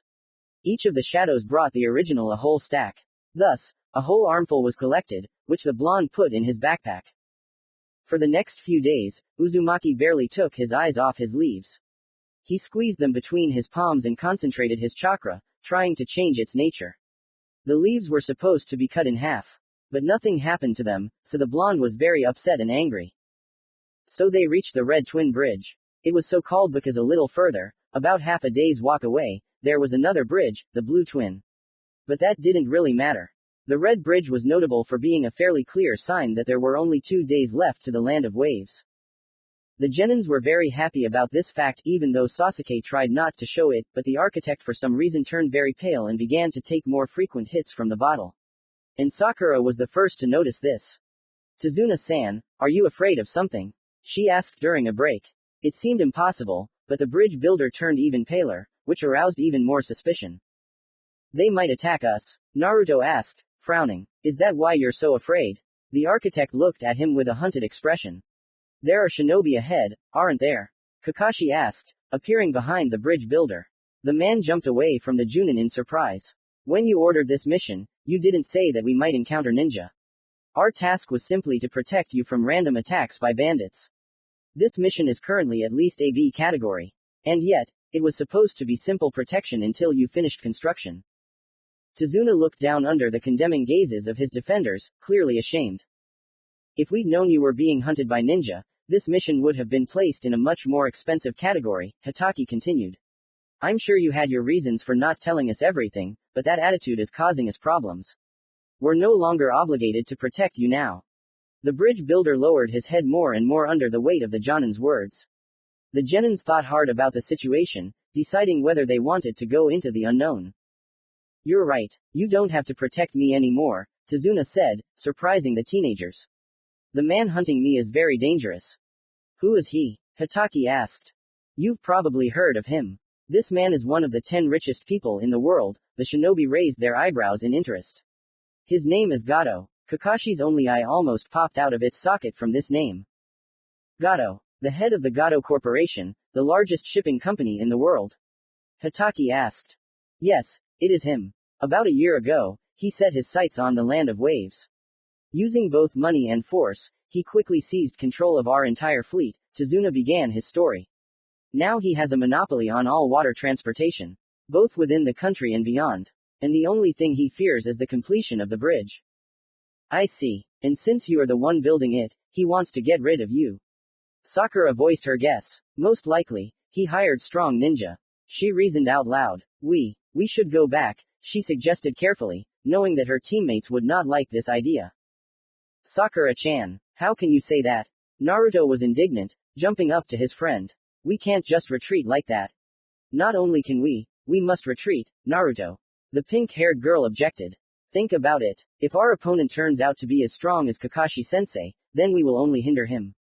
After all, no matter what you and Sasuke imagine, we are just green genin who have no real combat experience.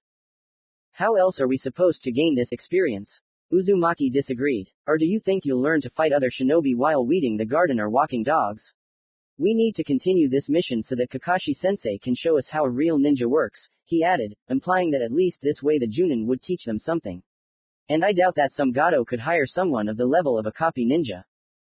Sakura couldn't find anything to say to such arguments. Although Kushina in her inner world never tired of yelling at her son, demanding that he come to his senses and immediately return to Konoha. At the same time, she gave dozens of reasons, but the younger Uzumaki tried to ignore them. However, these shouts still provided a headache. Leaving the girl in deep doubt, the blonde sat down on a stone and began to look expectantly at Hataki. On the other hand, the same was done by Uchiha, who also wanted to continue the mission. There's one thing I can't understand, Kakashi began, ignoring the boys and turning to Tazuna. If you knew you had a shinobi on your tail, why did you hide it when you hired us? The land of waves is a poor country, the bridge builder replied. Even the daimyo has no money. Our company, which is doing the construction, simply did not have enough funds to pay for a B-rank mission. It's too expensive. If you refuse the mission, then I will definitely be killed. But don't worry. The old man suddenly burst into loud laughter. If I die, then my 10-year-old grandson will cry for a long time. And my daughter will live in poverty, forever hating the shinobi of the hidden leaf. But this is not your fault. Yes, not at all your fault. The Konoha members' eye began to twitch nervously from this. They had practically agreed to continue the mission. Why was it necessary to play on pity? Naruto and Sakura's fists itched with the desire to hit this extortionist hard on the head. It can't be helped, Kakashi replied, sighing wearily. We will continue to protect you. Judging by the architect's face, he was clearly greatly relieved. But given what we've learned, it seems to me that an ambush awaits us. The bridge builder immediately soured again. We can deliberately fall into it, not knowing the enemy's numbers and strength. No one liked this option. Or we can try to bypass the ambush, but then we'll have to make a big detour. And later we'll still have to face the enemy. Kakashi-sensei, Sakura began hesitantly. I have an idea of how we can take the same route and not get ambushed. That day, the Mist Demon brothers, who were guarding the road between the bridges, never saw their target. Small merchant caravans and groups of travelers, guarded by shinobi forces, passed along it every now and then, but the bridge builder Tazuna was not among them. Arc 2. Journey to the Land of Waves Part 2. Sakura-chan, Naruto groaned, lying on the bottom of a small boat, slowly floating through the thick fog. Your plan was wonderful. pretending to be an ordinary merchant caravan. And turning 200 of my clones into various goods. Ooh, hiding Tazuna-san inside the palanquin. Brilliant. Ooh, but I won't let you use my shadow creatures as porters anymore. Ouch, how my whole body aches. Haruno was both happy and guiltily embarrassed by these words. Her disguise plan had indeed gone off without a hitch. But she had missed the fact that Naruto's clones, having dispersed, would pass on to the original not only their experience, but also all the fatigue they had accumulated. Feeling guilty for her friend's suffering, the girl now tried with all her might to help him. To do this, she activated Shosen and slowly moved it over the guy's body to relieve the pain in his muscles. But the more she used the medical equipment, the more it seemed to her that the pain was phantom and existed only in the blonde's brain. The conclusion was very logical, because the shadow copies did not transmit lactic acid at all, but only information about fatigue. However, the girl did not even think about stopping the treatment. After all, Uzumaki was getting better before her eyes. Especially when her hand approached the groin area. That was when he moaned the most, and his face, pale from fatigue, was covered with a healthy blush again. At the same time, she tried not to touch his erect penis. Stop. You pervert, Sakura screamed, after which she smacked the blonde on his stupid head. Fool, perverted idiot, she called the guy, trying to strangle him with her thin hand. With the other she continued to hit him on the head. Uzumaki only wheezed. Hey, be quiet, the boatman shouted from the stern. So we're sneaking around in the fog. I'm not even turning on the engine so as not to make noise. If Gato finds us, we're finished. Sakura and Naruto froze immediately. The girl let go of the guy and turned away from him, offended. Uzumaki rubbed his bruised head in embarrassment, trying not to pay attention to his mother's mockery. He already regretted giving in to temptation. At first it really hurt, but the pain passed pretty quickly. And when his girlfriend started stroking him with the Shosen technique, he really enjoyed it. We'll be there soon, the boatman announced. Tazuna, it looks like no one has noticed us yet, but just in case, we'll sail along the path where there are reeds. That way, it'll be harder to spot us. Thank you, the bridge builder replied. Wow, Naruto exclaimed as they emerged from under the arch of the bridge and they saw a village with trees growing out of the water. The boatman steered his boat towards one of the docks, hidden by some kind of house standing on stilts. Well, my job is done, he said, having moored and dismissed the passengers. Goodbye and good luck to you, he wished in parting. Yeah, thank you very much, answered Tazuna, but the boatman was already sailing away at full speed. This time with the engine running. Looking at this suspicious escape in bewilderment, the bridge builder turned to his defenders. Okay, now take me home. Okay, Kakashi answered sadly, thinking that Gato had probably hired a jonin, and they would definitely meet him. The company left the village and managed to walk literally half a kilometer into the forest, when Hataki suddenly shouted, "Lie down." Naruto immediately rushed at Sakura, although she herself was already lying down. Sasuke dove in the other direction. The huge cleaver flew over their heads and crashed into a tree, where it got stuck. A tall man jumped down, wearing only striped pants, a sword belt, arm guards, and bandages that hid half of his face. On his head, closer to the crown, he had a hidden mist protector. Well, has Momochi Zabuza himself, the fugitive ninja of the hidden mist, really come to us?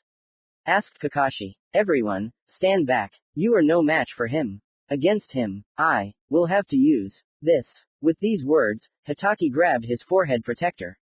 And you, it seems, are Kakashi's Sharingan. Zabuza also recognized the Junin. The only one who was taken by surprise by the Sharingan was Sasuke. He stared at the back of his sensei's head, amazed and somewhat questioningly. Apparently, the Uchiha had not made any inquiries about his teacher, which did not characterize him very well as a shinobi. Although he did not have a mother sealed in the inner world or a sensei who could tell him all the information he needed, he could ask any chunin without any problems and get a fairly detailed answer. The copy ninja was very popular among the lower ranks. In general, Sasuke showed himself to be a proud bastard again. Sorry, but this old man is mine, the new Kennen of the Mist declared. Gather around Tazuna-san and protect him, he told the genin. Do not engage in combat. That is an order. Upon hearing the last, Uzumaki and Uchiha were forced to obey. Zabuza, fight me first, Kakashi demanded of the missing nin, lifting his forehead protector. His red eye with 3 tomo immediately pierced the swordsman's back. Ha, I've already had the honor of seeing the famous Sharingan. I'm flattered, the missing nin of the mist responded, turning to face the white-haired Junin. Despite the seriousness of what was happening, deep down Naruto was looking forward to a cool spectacle performed by elite Junin.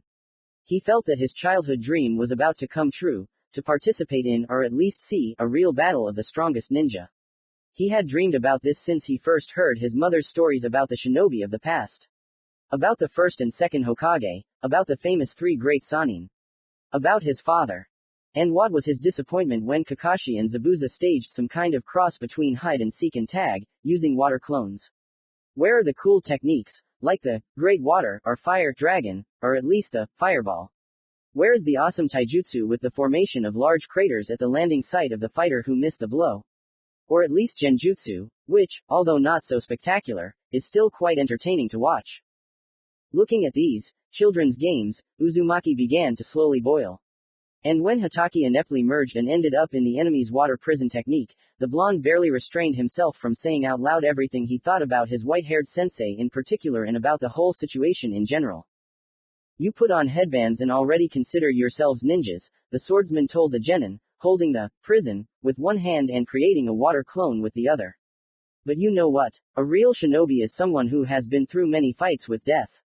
His copy continued pompously, having finally formed. In general, when you become strong enough to be recorded in my journal, then start calling yourselves ninjas. But for now, you are simply unworthy of this title. Having finished this provocative speech, Zabuza's clone simply disappeared. Before the genin could really be surprised, the missing nin appeared next to Naruto and with a casual blow sent him flying 30 meters. The boy fell on his back like a battered doll. Guys, grab Tazuna-san and run. Kakashi suddenly ordered from the water prison, somehow transmitting his voice across the water boundary. You will never be able to defeat him. But as long as he holds me in his jutsu, he cannot move. And a water clone cannot move far from the original. Run away from here. To his shame, Sasuke was inclined to listen to his sensei. He didn't want to die for some alcoholic bridge builder. Sweating nervously, he glanced at Sakura, expecting to see complete solidarity with his thoughts. But she was more concerned about Uzumaki's condition and was clearly torn between the desire to rush to his aid and the duty to protect the client. She obviously understood the fact that they should not separate. There, the stupid Ashura Tonkachi was standing alone, and naturally got. Haruno nevertheless rushed forward to help the blonde, but he suddenly began to rise. The girl immediately stopped in confusion, having managed to take only one step. I won't run, Naruto shouted, looking resolutely forward at the relaxed standing clone of Zabuza. At the same time, the blonde's skin began to be covered with some strange cover of red. It's chakra, the Uchiha realized with surprise, watching with wide eyes as it boiled and bubbled, enveloping his eternal rival centimeter by centimeter.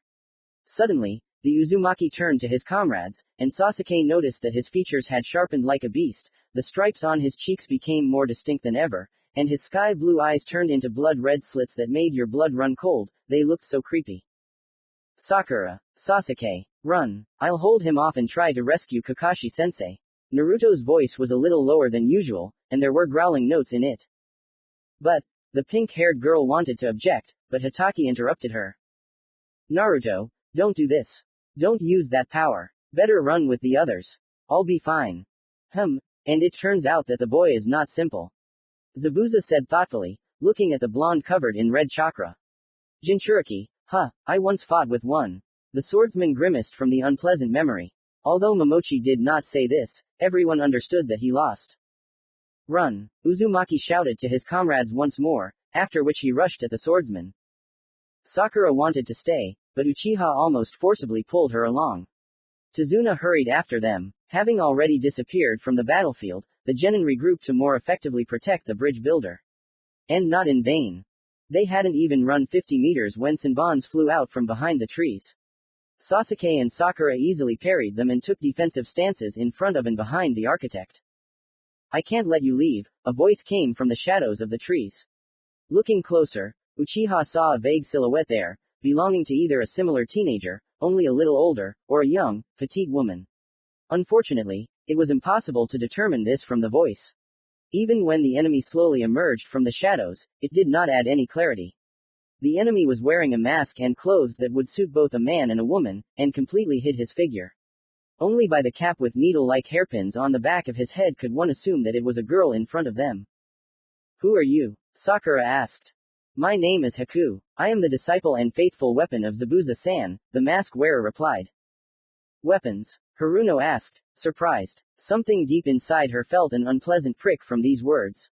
That's right, Haku confirmed. I exist to fulfill Zabuza-sensei's wishes and goals. I will do anything for that. Even kill, even though I don't like doing it. I don't want to kill you, so leave your client and go away, then I won't touch you. Don't talk nonsense. Sasuke suddenly responded angrily. If anyone dies here, it's you. Sakura, guard Tazuna-san and don't interfere, I'll deal with this weapon myself, the Uchiha said the last word with undisguised contempt in his voice. The very idea of being someone's spineless tool, pursuing exclusively someone else's interests, was disgusting to the heir of the great clan. Well, you made your choice yourself. The mask wearer answered without a shadow of emotion, starting to spin in a fast whirlwind. In this form, he flew towards Uchiha, who met him with a kunai in his hands. Haku himself held the same senbons.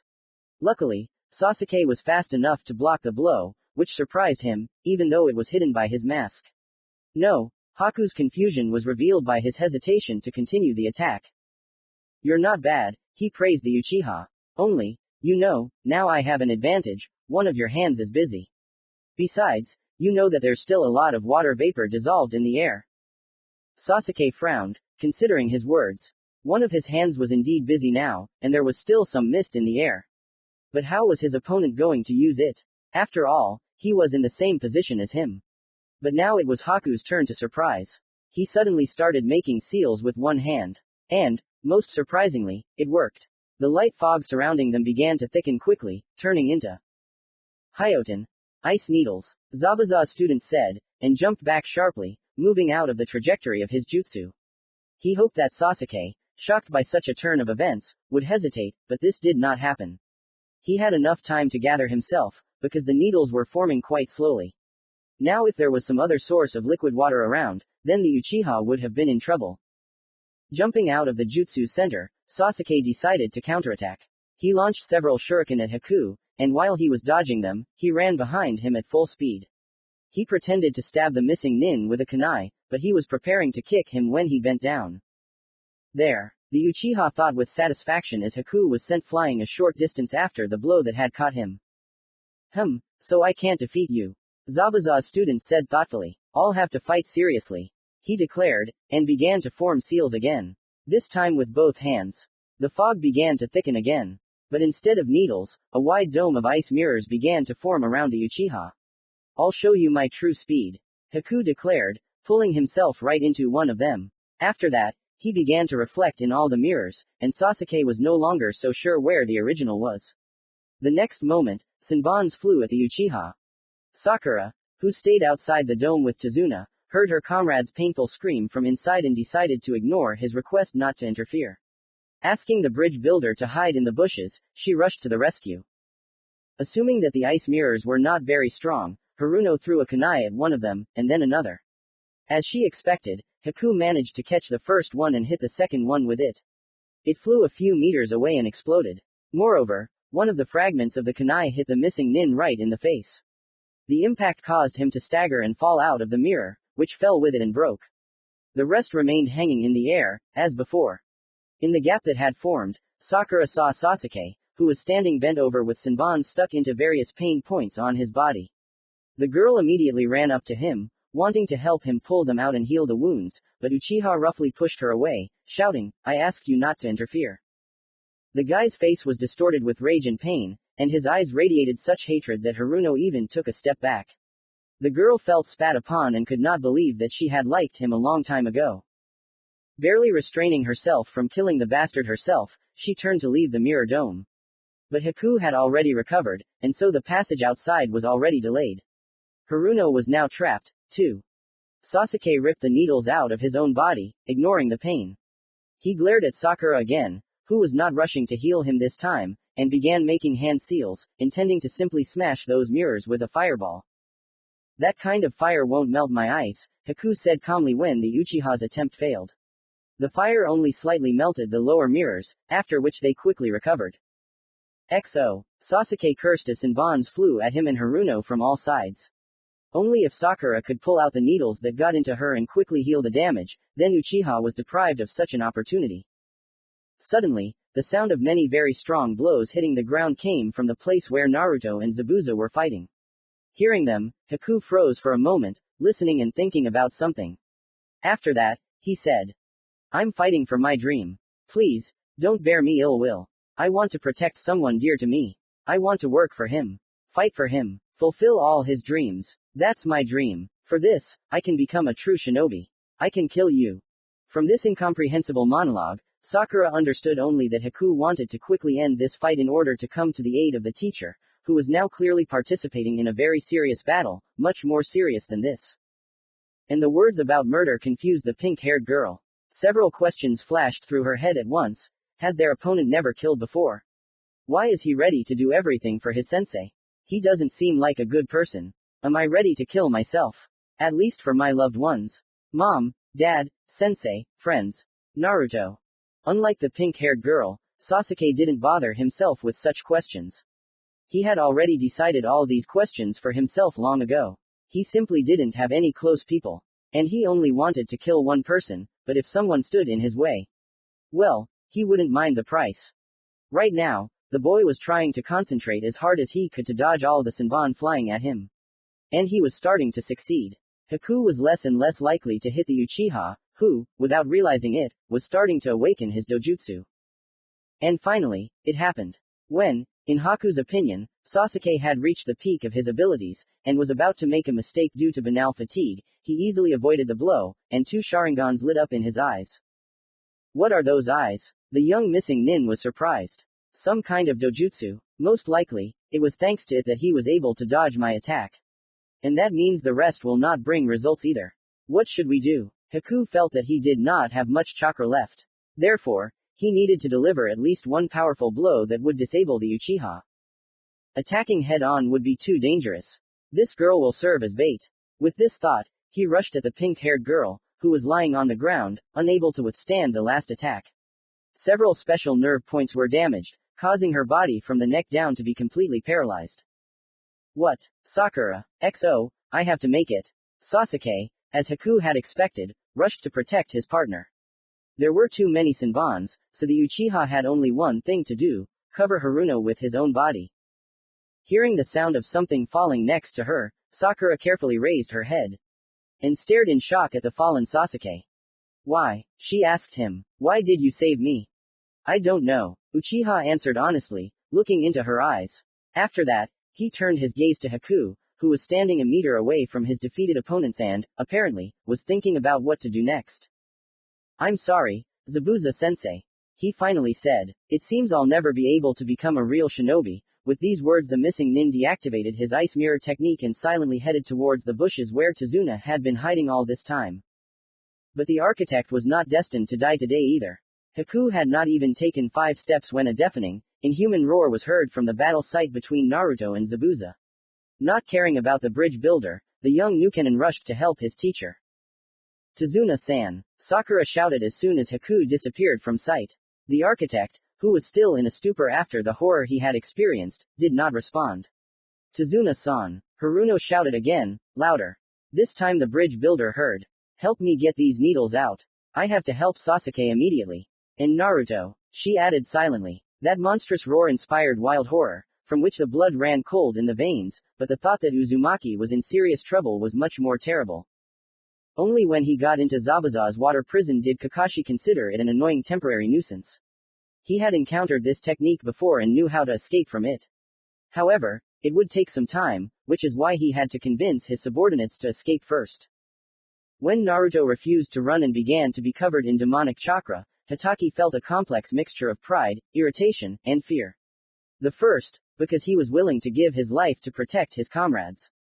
The second, because he refused to follow his orders to run. And he was afraid that the fox would break out of the seal, killing Naruto. After all, few knew about the properties of the seal the fourth had placed on his son. Only Jiraiya and the third had enough knowledge of Fuinjutsu to at least understand its structure a little. But Kakashi knew practically nothing. Hiruzen did not devote the Jonin to the details, saying only that Naruto could, out of stupidity, remove the seal himself if he was too angry.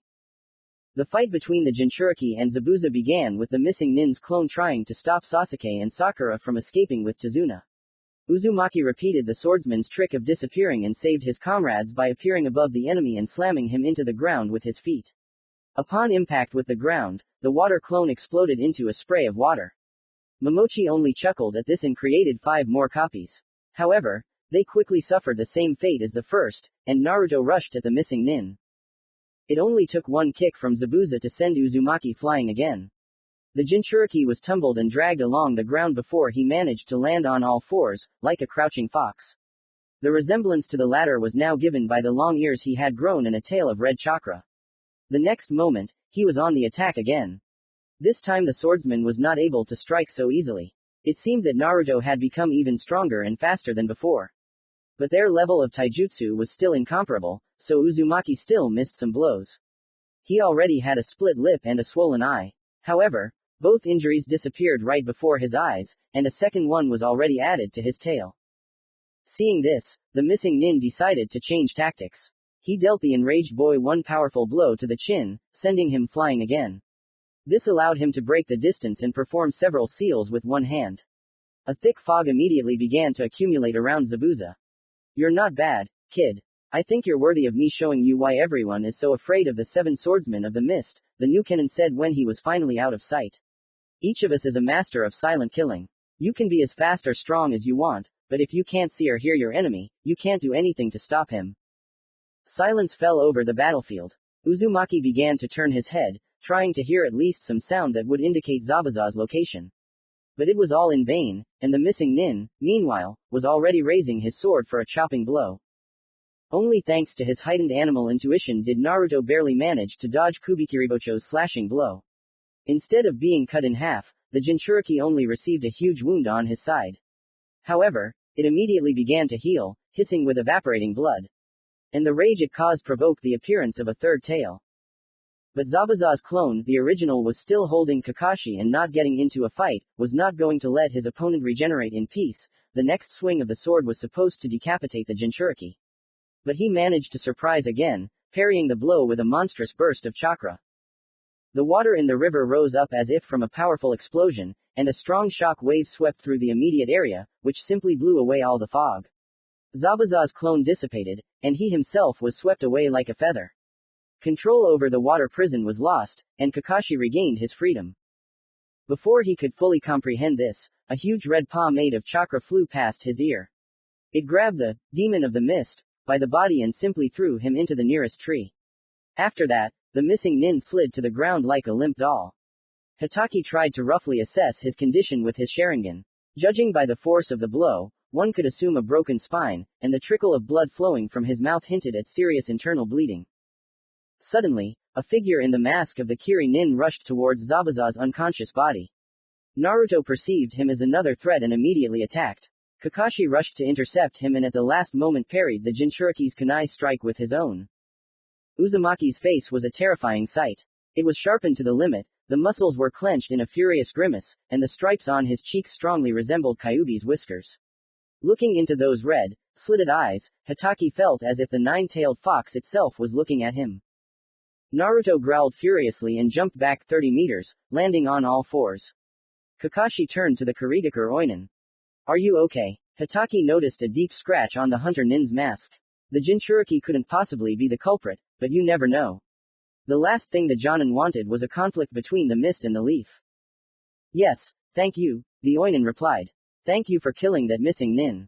I've been chasing him for a long time." With these words, the masked man disappeared into the Shunshin, leaving Kakashi alone with the young Uzumaki, who for some reason did not calm down and continued to rage at the Junin, wagging his 3 tails. Consumed by animal rage, Naruto was barely aware of himself. His mother's voice, whom he had barely convinced to join this adventure, reminding her that there would be no better chance to try using the Kyuubi's power, seemed to be coming through water, while the fox's insane laughter hummed in his ears in time with his heartbeat. "He is your father's student, but he has never approached you in all these years.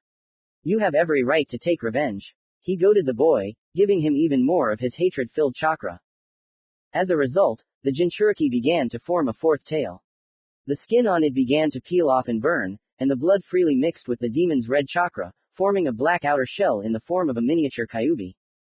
Damn, he's completely lost control of himself, Hitaki thought hopelessly.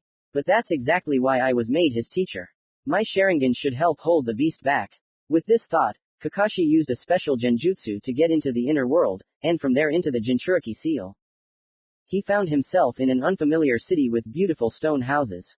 The wind raged between them, and a crimson veil spread over the roofs, the center of which was the sun in the form of the Kyuubi's eye. People ran along the streets in panic.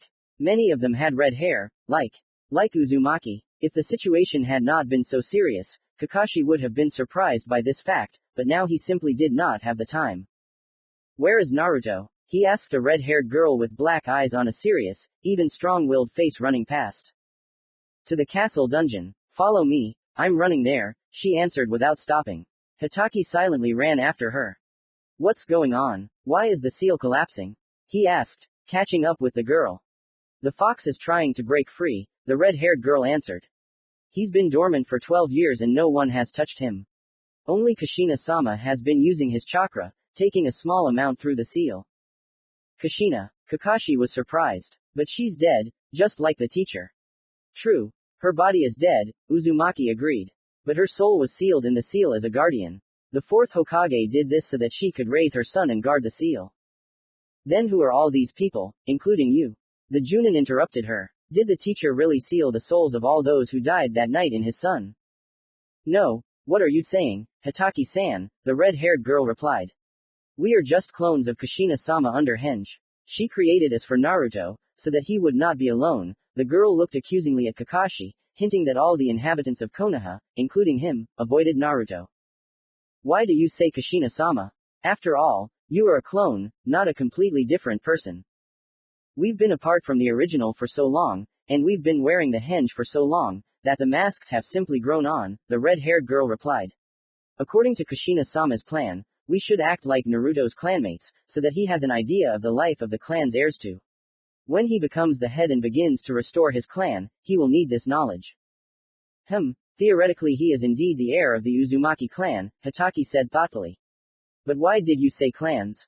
Is he the heir of any other clan? Yes, Naruto, through his father and grandfather, is a descendant of the second Hokage, Tobirama Senju. Kakashi almost fell from this news, landing awkwardly on the roof of one of the buildings. They were moving towards the castle in the center of the city by the upper paths. I see. But let's get back to Kyuubi. If you haven't touched him all these years, then why did he wake up now? Naruto wanted to try using the demon's power in battle, the girl answered. Kushina-sama, after much persuasion, agreed to help him. Kakashi frowned, promising himself that he would find a way to punish the arrogant boy. But everything went wrong. When Naruto formed the third tail, Kyuubi suddenly stopped pretending to be asleep and attacked. The demon managed to dispel the two clones that accompanied Kushina-sama and Naruto. The amount of information that was transmitted to the original was so great that it disoriented her for some time. What happened next? I don't know. Hitaki only nodded. He guessed what could happen next. Taking advantage of Kushina's condition, the fox managed to captivate her and began to influence Naruto. The boy was already a little inadequate due to the demonic chakra overflowing him, and therefore completely lost his head when he received even more power. It was necessary to hurry before the fourth tail formed. At least time flows differently in the inner world than in the real world. Meanwhile, they finally reached the castle. As he passed through the gates of the fortress, the Junin noticed that the banners had the crests of the Uzumaki and Senju clans on them. There were also many people in the courtyard, among whom stood out a squad of red-haired men in shiny metal armor. Minori-chan, why did you come? Asked the leader of the knights, a tall man with a mane of red hair and the same black eyes as the girl. Kakashi automatically assumed that they were close relatives. Although what kind of relationship could we talk about when all those present were in fact just clones of Kushina, too immersed in their own roles? I brought Naruto-sensei, Osamu-sama. His Sharingan can help, the girl replied, bowing respectfully. Also, I wanted to go with you to the Underg. That won't happen. The man interrupted her. You will stay here. Minori wanted to object, but made a sign that she didn't want to listen to anything. I know very well that you are strong, Mina-chan. But Kushina-san treats you like her beloved daughter. If something happens to you there, she will be very sad. I cannot allow that, Osamu answered more softly. Hitaki Kakashi, I greet you, and thank you for your help. Follow us, he called, heading towards the black hole in the wall leading down. The dungeons were damp. No, not like that. The dungeons were wet, like a flooded sewer. Kakashi's legs were halfway up his shins in the slightly phosphorescent blue water. It seems to be chakra. Hatake thought, listening to his feelings. Apparently, I'm already in the seal, he thought, continuing to follow the red-haired knights. How do they navigate here? The question was not idle, because all the tunnels on their way were completely identical. However, having looked closely, Kakashi still noticed that a wide trail of red chakra of the nine-tailed, dissolved in the water, was becoming brighter with each step. The corridors led them into a colossal room with an equally colossal cage at its far end. The bars were as thick as a man and did not seem so strong against the background of the huge fox, whose silhouette was easily guessed in the semi-darkness. Most likely, they were only decoration, and the real barrier was a small seal in the middle of the gate. After confirming the integrity of the seal, Kakashi turned his attention to Naruto and Kushina. The Jinchuriki was 5 steps away from the gate, and was clearly not himself. As if under the influence of a genjutsu, he was slowly walking forward.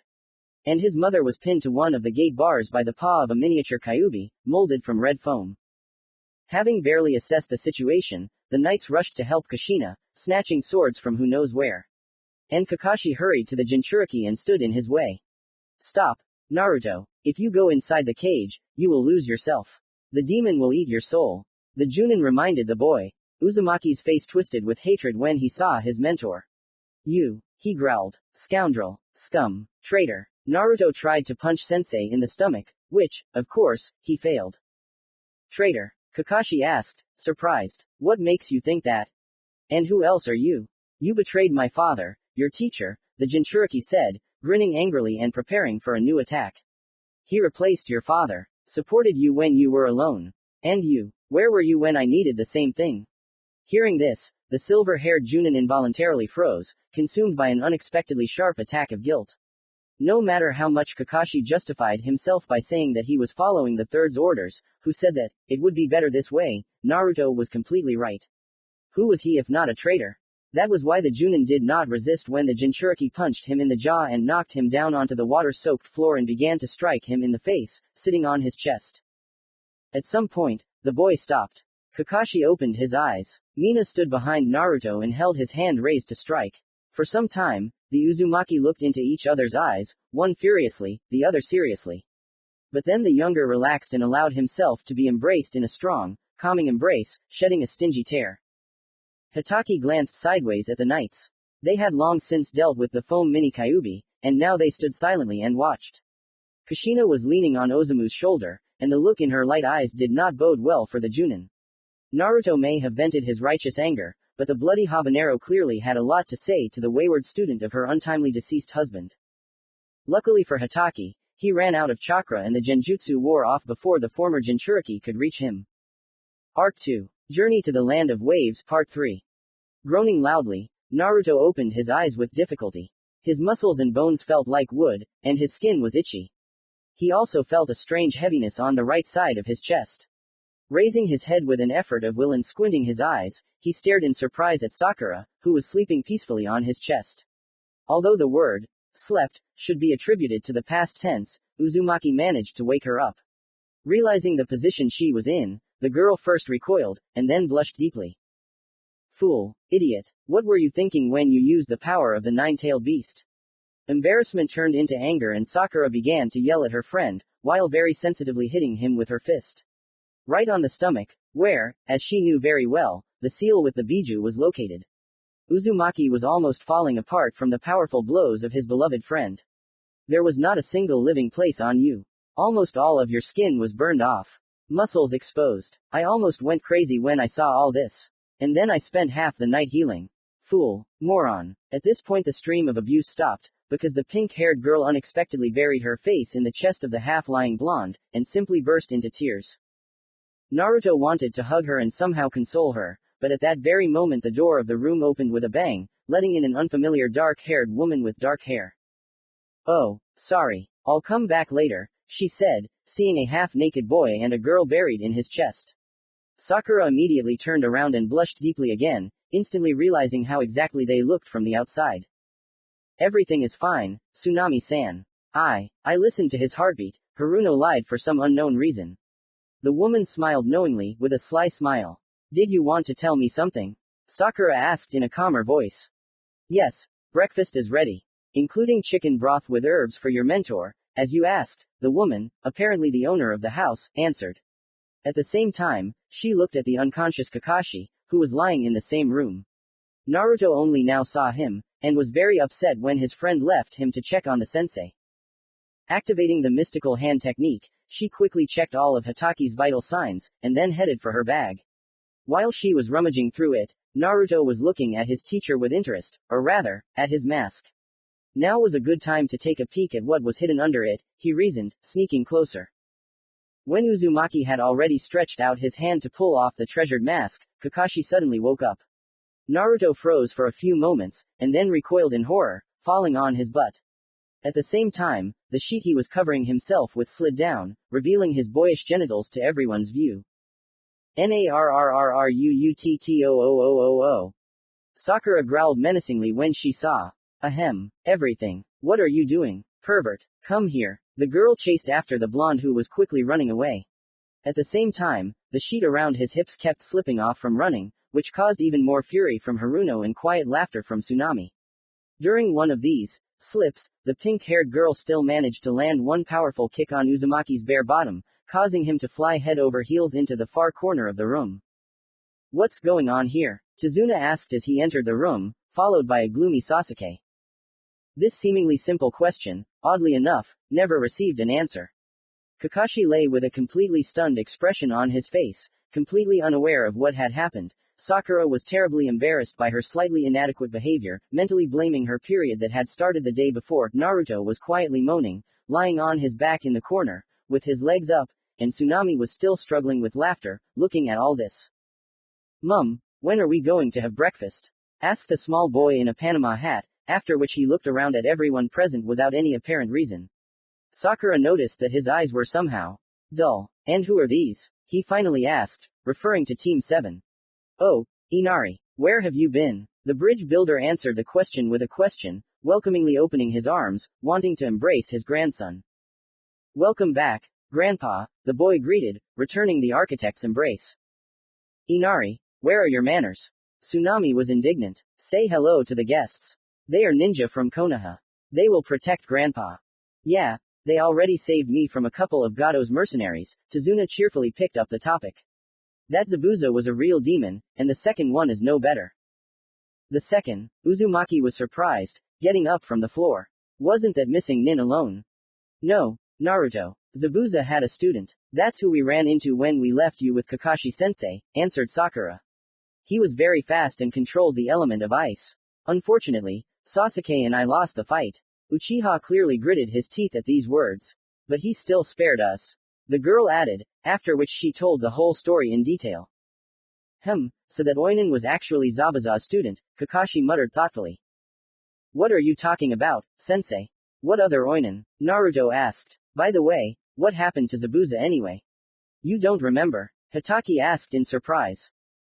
No. The last thing I clearly remember is growing a third tail and throwing the swordsman into a tree. Everything else is kind of foggy and fragmented. I remember trying to attack again, but I don't remember how that ended, the Jinchuriki answered. So what happened there, sensei? Well, after you threw Zabuza into the tree, a man in an Oinen mask immediately rushed towards him. They are ninja, bounty hunters from Kurigakure.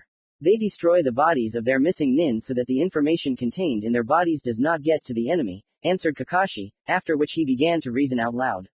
But based on Sakura's story, it is now clear that in fact it was Zabuza's student, and not a real Oinen. This also explains why he did not destroy his body, but carried it away from the enraged Naruto. So I wanted to attack him? Uzumaki asked. Yes, but I got in the way, Kakashi replied. I didn't know he was Zabuza's accomplice at the time. And our village doesn't need a conflict with Kiri. So I let them go. So this demon will attack again soon? Asked the bridge builder, who turned suddenly pale. Calm down, Tazuna-san. Zabuza is unlikely to bother you again, Hitaki replied. The blow from Naruto's demonic hand was very strong. Momochi probably broke many bones. Maybe even his spine. Besides, demonic chakra is poisonous, so the swordsman is unlikely to recover soon. If he recovers at all. Sakura quietly corrected thoughtfully. With such damage, he won't be able to be a shinobi anymore. I wouldn't wish this on my worst enemy, Kakashi muttered. Do you feel sorry for him? Tazuna was surprised. Of course, Hitaki answered calmly. For a warrior, especially a swordsman, losing the ability to fight is worse than death. Those who suffer such a fate are left with only a miserable existence. Only a few of the unfortunate ones managed not only not to break down, but also to find another path in life. And this Zabuza student might decide to take revenge. Tazuna asked again, not even thinking of calming down. Hitaki thought. Unlikely. In their place, I would lie low for a bit, and then leave the land of waves, ignoring the contract with Gato. It is even possible that the magnate himself will not survive the termination of the contract. Especially if he starts mocking the defeated Nukenin in front of his student. And that is quite in his character, from what I heard. So, in essence, this faceless student of Zabuza will rid our homeland of this bastard. Tazuna asked in surprise. Does that mean I don't need your protection anymore? Peef. I wouldn't jump to conclusions so quickly, Tazuna-san, Sasuke suddenly reminded himself. Kakashi-sensei only suggested the possibility that Gato would be killed. But it's more likely that he would simply hire another shinobi, stronger than Zabuza, the bridge builder, who had become cheerful, became despondent at this prospect. And Sasuke continued to surprise everyone with his talkativeness. Kakashi-sensei, you mentioned the third tail and demonic chakra in relation to Naruto. What does that mean? He asked. Don't you know? Hitaki asked, somewhat surprised. Seeing the dark-haired man's frown that conveyed his answer without words, the Junin only sighed and looked at Uzumaki. For the next couple of seconds, he gave the Uchiha a master class in communication with just a look, asking the blonde if he was okay with divulging such information as the presence of a huge nine-tailed fox and his own mother in the seal on his stomach, and if he wanted to tell about it himself. Naruto hesitated, a little dumbfounded. I think my mother would be better at telling such a story. With these words he formed a concentration seal and created a shadow clone. And it had already used henge, turning into a beautiful red-haired woman, dressed in a long green sarafan over a white t-shirt. Hello everyone, I'm Naruto's mother, Uzumaki Kushina. She cheerfully greeted her son's stunned teammates and the rest of those present. Taking a sharp start, Sasuke ran up the tree. Step, second, third, fourth, fifth, almost the top. No, it didn't work. Leaving a notch in the tree with his kunai, the Uchiha somersaulted and landed on the ground. XO, he thought irritably, breathing heavily. Exactly 2 weeks had passed since the day of arrival in the land of waves. During this time, the bridge that would connect this poor state with the mainland was only a quarter complete. However, in fact, it was an amazing achievement. To build so much in such a short time. Tazuna turned out to be a genius of his craft and an excellent organizer, and not a worthless drunkard, as he seemed at first. During work, the architect simply transformed, he did not touch sake, was collected and terribly active. Team number 7 took turns on duty on the bridge, guarding both the client and his creation. The latter was their personal initiative, since no one wanted to stay on the island for long due to the construction being disrupted. It would be better to prepare in advance in case of sabotage, the genin decided, although Kakashi very much doubted that Gato would go for it. However, the sensei still supported his student's idea. The latter suspected that this was just an excuse so that he could stay away from Kushina, whose looks still did not bode well for him. She had already managed to brutally beat the Junin, while telling him everything she thought about him. She mentioned the Hokage, some Danzo, and the senile elders. At the same time, she looked quite frightening.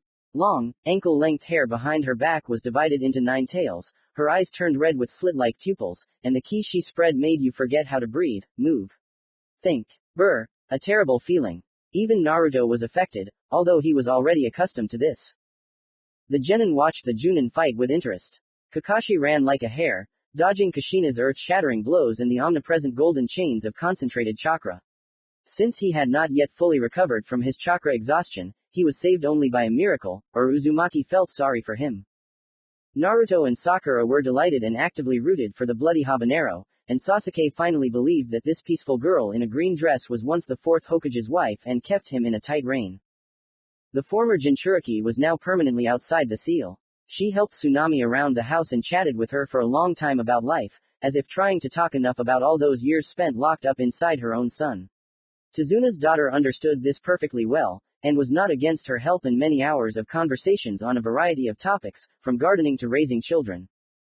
In addition to the mistress of the house, Uzumaki communicated a lot with Sakura and helped her with training. Haruno mastered chakra scalpels by leaps and bounds, or rather, their use in combat. To do this, she closely studied her taijutsu, which clearly did not reach the level of both her teammates. Kushina volunteered to be her sparring partner and, to everyone's surprise, was in no hurry to dispel the blows she received, as befits a clone. The explanation for this turned out to be quite simple. Shadow copies dissipate not because their integrity is violated, but in order not to transmit the sensation of the pain suffered to the original. That is, a clone can quite reliably fool the enemy, bleeding, real, blood, shaking its fallen out intestines, gurgling with pierced lungs, losing an eye, but all the pain sensations after the dissipation of such a clone are guaranteed to return to its creator. And that is precisely why this is almost never used in practice. In 2 weeks of training, Haruno had made great progress in taijutsu, Uchiha was forced to admit. For example, if he did not activate his Sharingan, the girl confidently repelled any of his attacks, and if she also put chakra into her movements, accelerating and strengthening her blows, she herself could give the brunette a hard beating.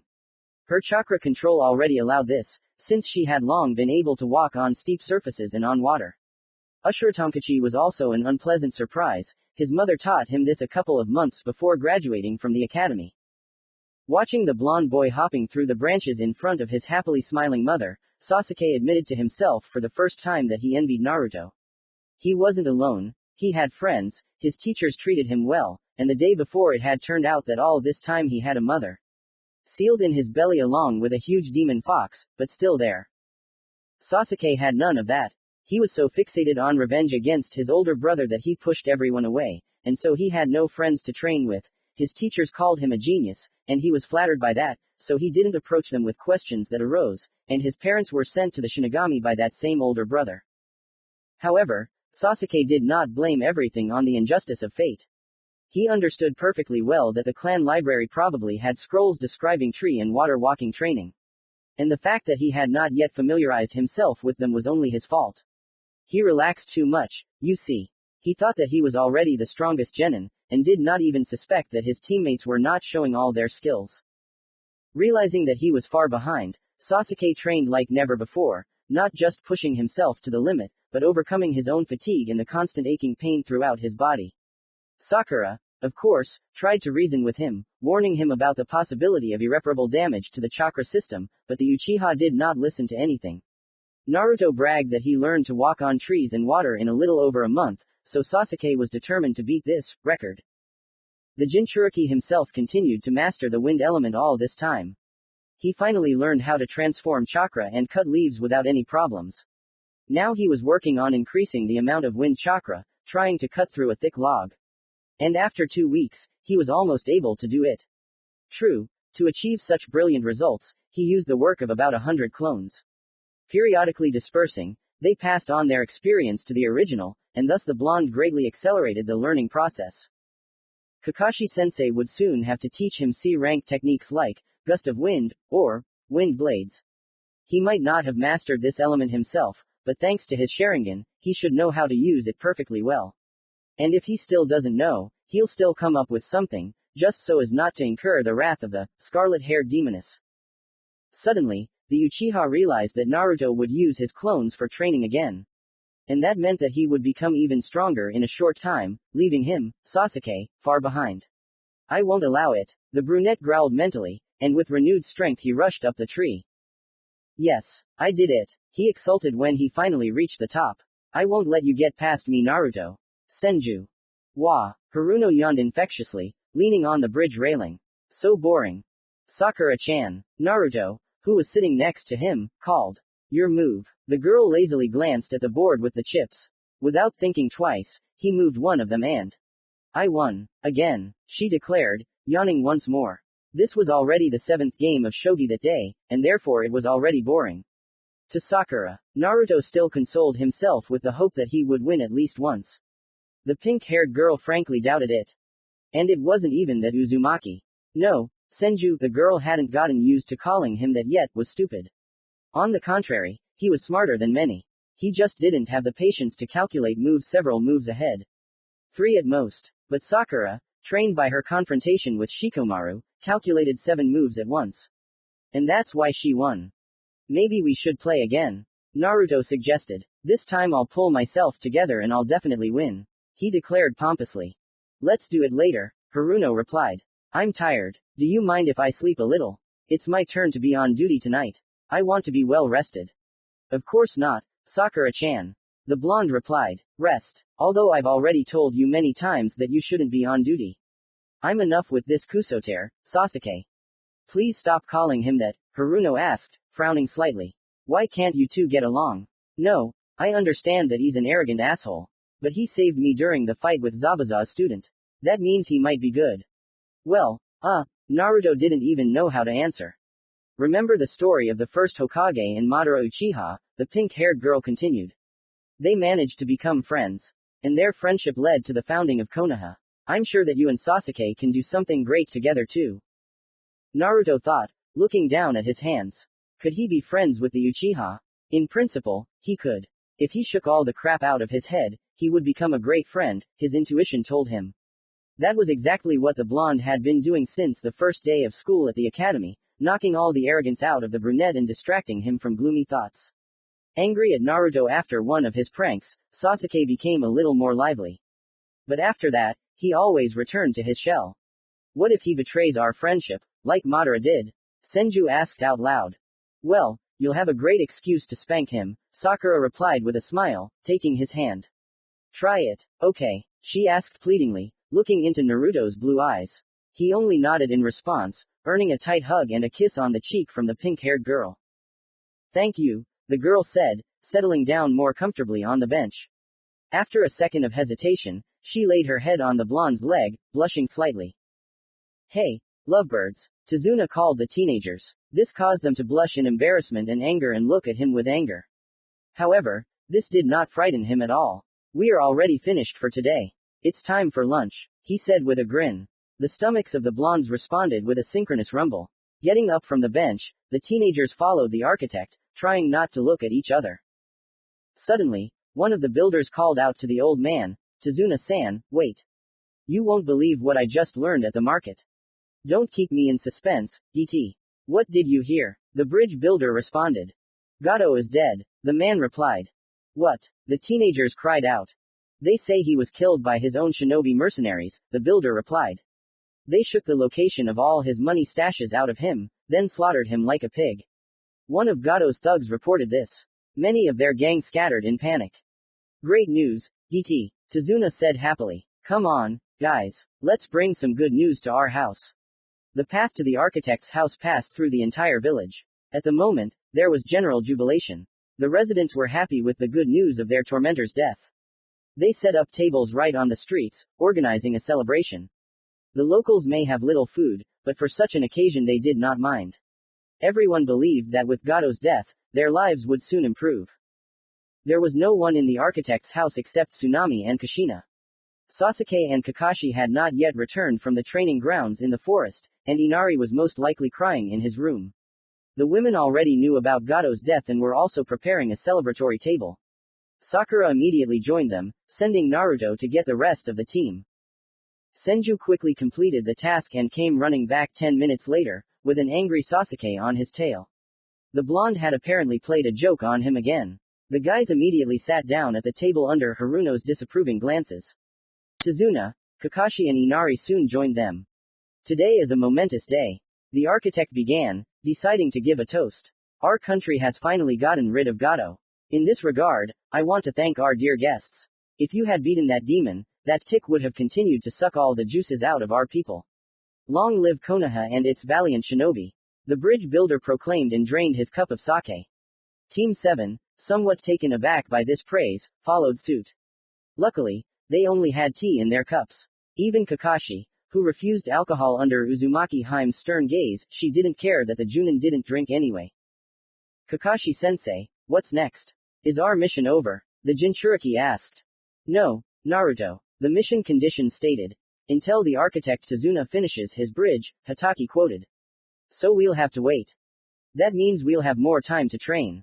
Hooray! The blonde yelled cheerfully. Sasuke nodded slightly, agreeing with him. Dinner is ready, Tsunami declared, placing a large plate in the center of the table. Kushina placed the same one next to her.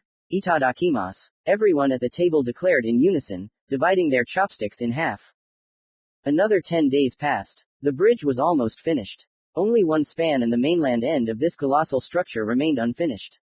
According to Tazuna, this is a mere trifle that will take 3 days at most. During this time, Sasuke managed to learn how to walk on water. Sakura finished with taijutsu and began to comprehend the elemental transformation of chakra together with Naruto. The girl's element turned out to be water, and this wayward liquid was in no hurry to submit to her will, despite all the vaunted control of the pink-haired girl. Although less than 2 days had passed since the beginning of the training. Filling the basin with ordinary water, she tried unsuccessfully to stick this liquid to her palm. To do this, she had to saturate it with her elemental chakra, and then simply raise her hand. If executed perfectly, all the water would follow the palm and hang on it as a huge ball, leaving the basin virginally dry. Naturally, Haruno was very far from that. She couldn't even transform chakra.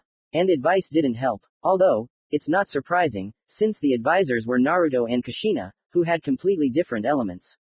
And she couldn't ask Kakashi, since he unexpectedly received a mission from the first advisor of the local daimyo. All he managed to do was demonstrate the training itself. After that, his attention was distracted by a courier clerk with an invitation to this very official, who wanted to urgently order a mission. That same evening, Kushina explained to the puzzled genin that the Junin, subject to certain conditions, had the right to conclude contracts on behalf of the village. For example, if an emergency occurred and the matter could not be delayed. The former Jinchuriki even told about several of her missions of this kind. Flashback. Ellipsis. A certain Mrs. Doboro contacted her. She received a letter demanding ransom for her kidnapped husband. Her ex, Kushina added. He often cheated on her and constantly lost in gambling, so a year before that she sent him to the Biju. However, this woman turned out to be so kind that she decided to order a rescue mission. Fortunately, our team luckily met her on the way to the market. Look, guys, your sensei is coming back, said Tazuna, who was resting by the window after a hard day. He seems very thoughtful. The architect was absolutely right. Kakashi was walking without a book, and was deep in thought, moving forward automatically.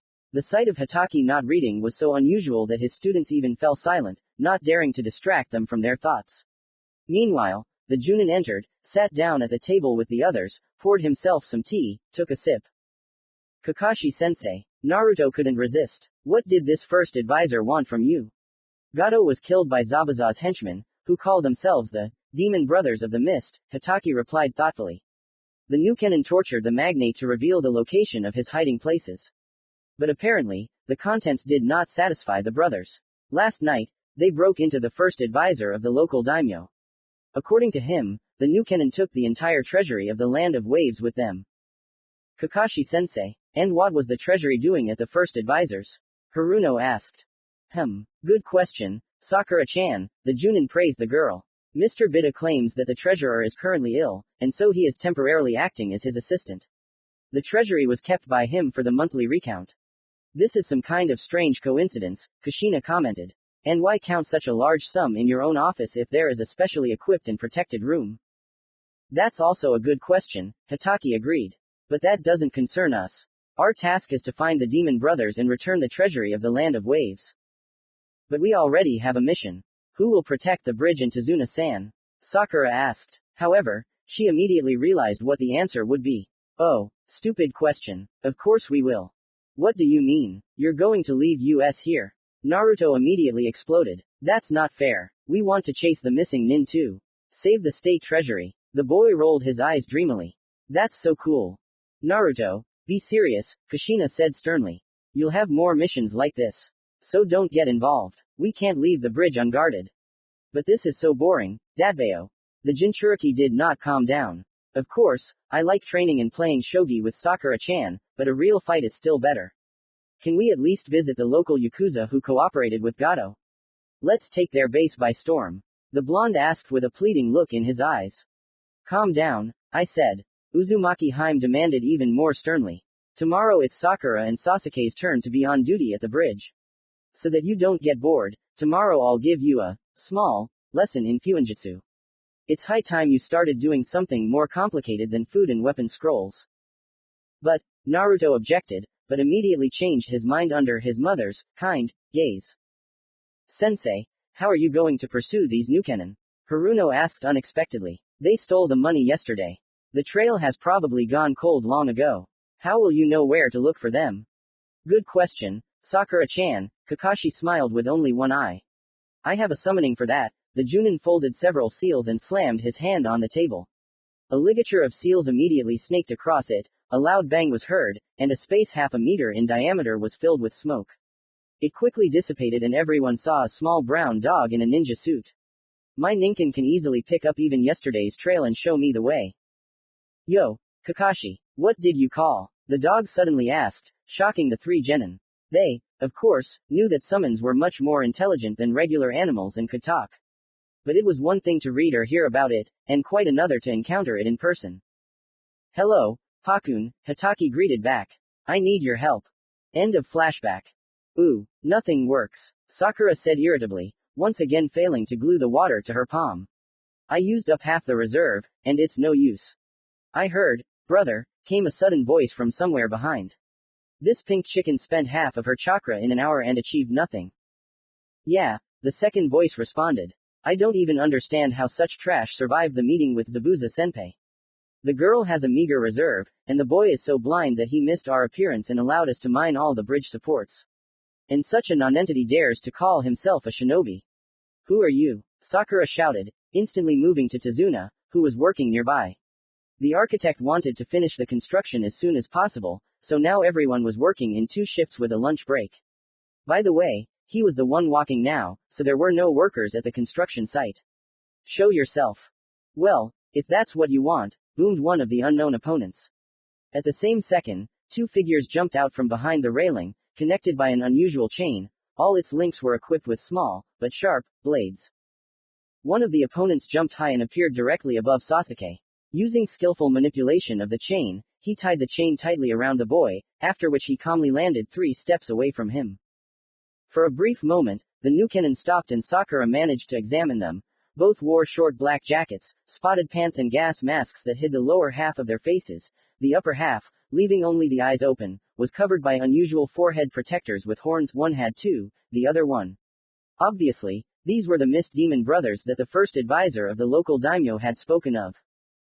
Fortunately, Sasuke managed to use Kawarimi. The Nukenin brothers, pulling their chain, cut one of the wooden logs that lay in abundance on the bridge. Uchiha himself took advantage of the moment to counterattack. He used a shuriken to pin the chain, which had not yet fallen, to a thick log and threw a kunai after it to securely jam it. But that wasn't all. Sasuke landed right on the outstretched arms of the missing nin. With his hands on their gloves, to which the chain was attached, the boy delivered a powerful kick to their faces. But they turned out to be just water clones and only dispersed from Uchiha's kick. The splashes from them had not yet fallen to the ground, and the real missing nin were already rushing towards Tazuna and Sakura, who froze in the middle of the bridge, watching Sasuke's fight. The girl quickly made seals, activating scalpel chakra.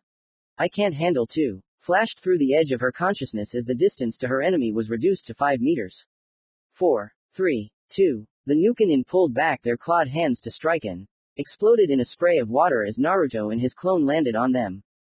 Hands off Sakura-chan, both blondes declared in unison. Look, the third scum has shown up. One of the brothers commented on what had happened. You're trash, Senju replied furiously. You're sending clones against 3 genin. You must be weak to be hiding. Naruto, don't provoke them, Sakura asked, hugging him from behind. If they attack now, they will have an advantage, the girl immediately whispered before the blonde could get indignant. We don't know where they are hiding. If we find them, we can prepare for the attack, she explained her thought. Why did you attack us anyway? Haruno asked the demon brothers. Gato is dead. You took over his hiding places and even stole the treasury of the Land of Waves. What else do you want? Ha ha ha, laughed one of the Nukenin. You're right about Gato. He's already with Shinigami, although he died slowly. How nice it was to listen to his squeals and cries, begging for mercy. Music to my ears. Too bad he only lasted a week. The scoundrel spoke with such sincere nostalgia and annoyance in his voice that the teenagers almost threw up. But if the Nukenin hoped to scare them and reduce their attention, then he miscalculated. You kids probably thought that in the Land of Waves only Gato was against the construction of the bridge. Asked the second Fogman. Heh heh, stupid. He was just the tip of the iceberg. You have no idea what you've gotten yourself into. Many very influential people in different countries of the world are very unhappy with the construction of this bridge. But why? What's wrong with the people of this country being able to trade without the Gato company? Sakura asked, trying to locate where the voice was coming from. But it seemed to be coming from everywhere. Because of her, there will soon be a famine here. Or is that what these influential people of yours are trying to achieve? Ha ha, what a naive fool. The first one laughed, joining the conversation again. They don't give a damn about the people. They need to prevent Konoha's influence from growing here. If the bridge is completed, it will securely tie this land to the land of fire. And that means that it will finally acquire a full-fledged port on its southern coast and will be able to dictate terms in these waters. Maybe those bastards are under the bridge. No, in that case they wouldn't see what's happening above it. Sakura reasoned. We need to look more closely at the details. Any clue will help. Have you ever wondered why such a small archipelago as the Land of Waves has maintained its independence all this time? The second Nukenin picked up the topic. After all, it is the only major harbor on the entire southern coast. Damn, where are they? Haruno thought, slowly despairing of success. If only I had the Sharingan. Although, wait a minute, we do have it. But how can I discreetly ask Sasuke for help? Konoha always boasts that it won the past world wars, one of the demon brothers continued. Although in reality, this is far from true. The Land of Waves is a good example of this. The Land of Fire once briefly owned these lands. But as a result of the Second Shinobi World War, it was forced to give them up under pressure from the lands of water and wind. Sasuke, come on, don't be selfish. Stop acting like a lone warrior and stand next to us. Sakura thought, trying unsuccessfully to attract the Uchiha's attention. He was still standing far from his teammates and didn't even think of moving closer to cover Tazuna from the other side. It remained to hope that he wasn't a fool and thought of using his Sharingan to find the enemy's hiding place. Unfortunately, from her position, Haruno couldn't tell if the brunette had activated his dojutsu. Now that Kiri has not yet recovered from the civil war that just ended, and Suna has its own internal problems, Konoha wants to take over these lands again, without unnecessary noise, peacefully, the second missing nin continued. We will prevent this and prove ourselves to the new authorities of our native village. That won't happen, Naruto exclaimed, running out of patience. I beat Zabuza, I'll beat you too. Multiple shadow clones. When the smoke from the technique cleared, the entire span of the bridge was filled with copies of the blonde. Sakura wanted to scold the original, but changed her mind. After all, his technique had achieved exactly what was needed. The missing nin, who had been hiding in puddles until now, were taken aback by the sight of so many shadow clones and left their shelters.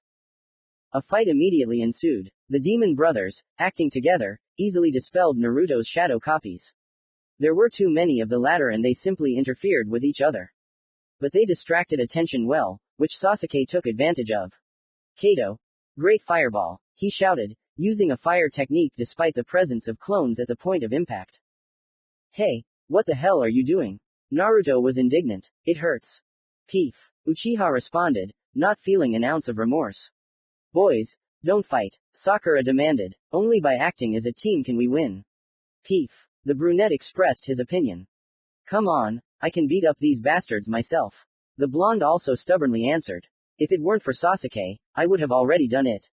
I beat Zabuza, I'll break these too.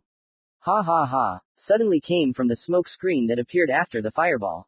You defeated Zabuza senpai. Ha ha ha, don't make me laugh. The missing nin burst into disgusting laughter again. I admit, we underestimated you, kid, but you're still not worth a finger of senpai.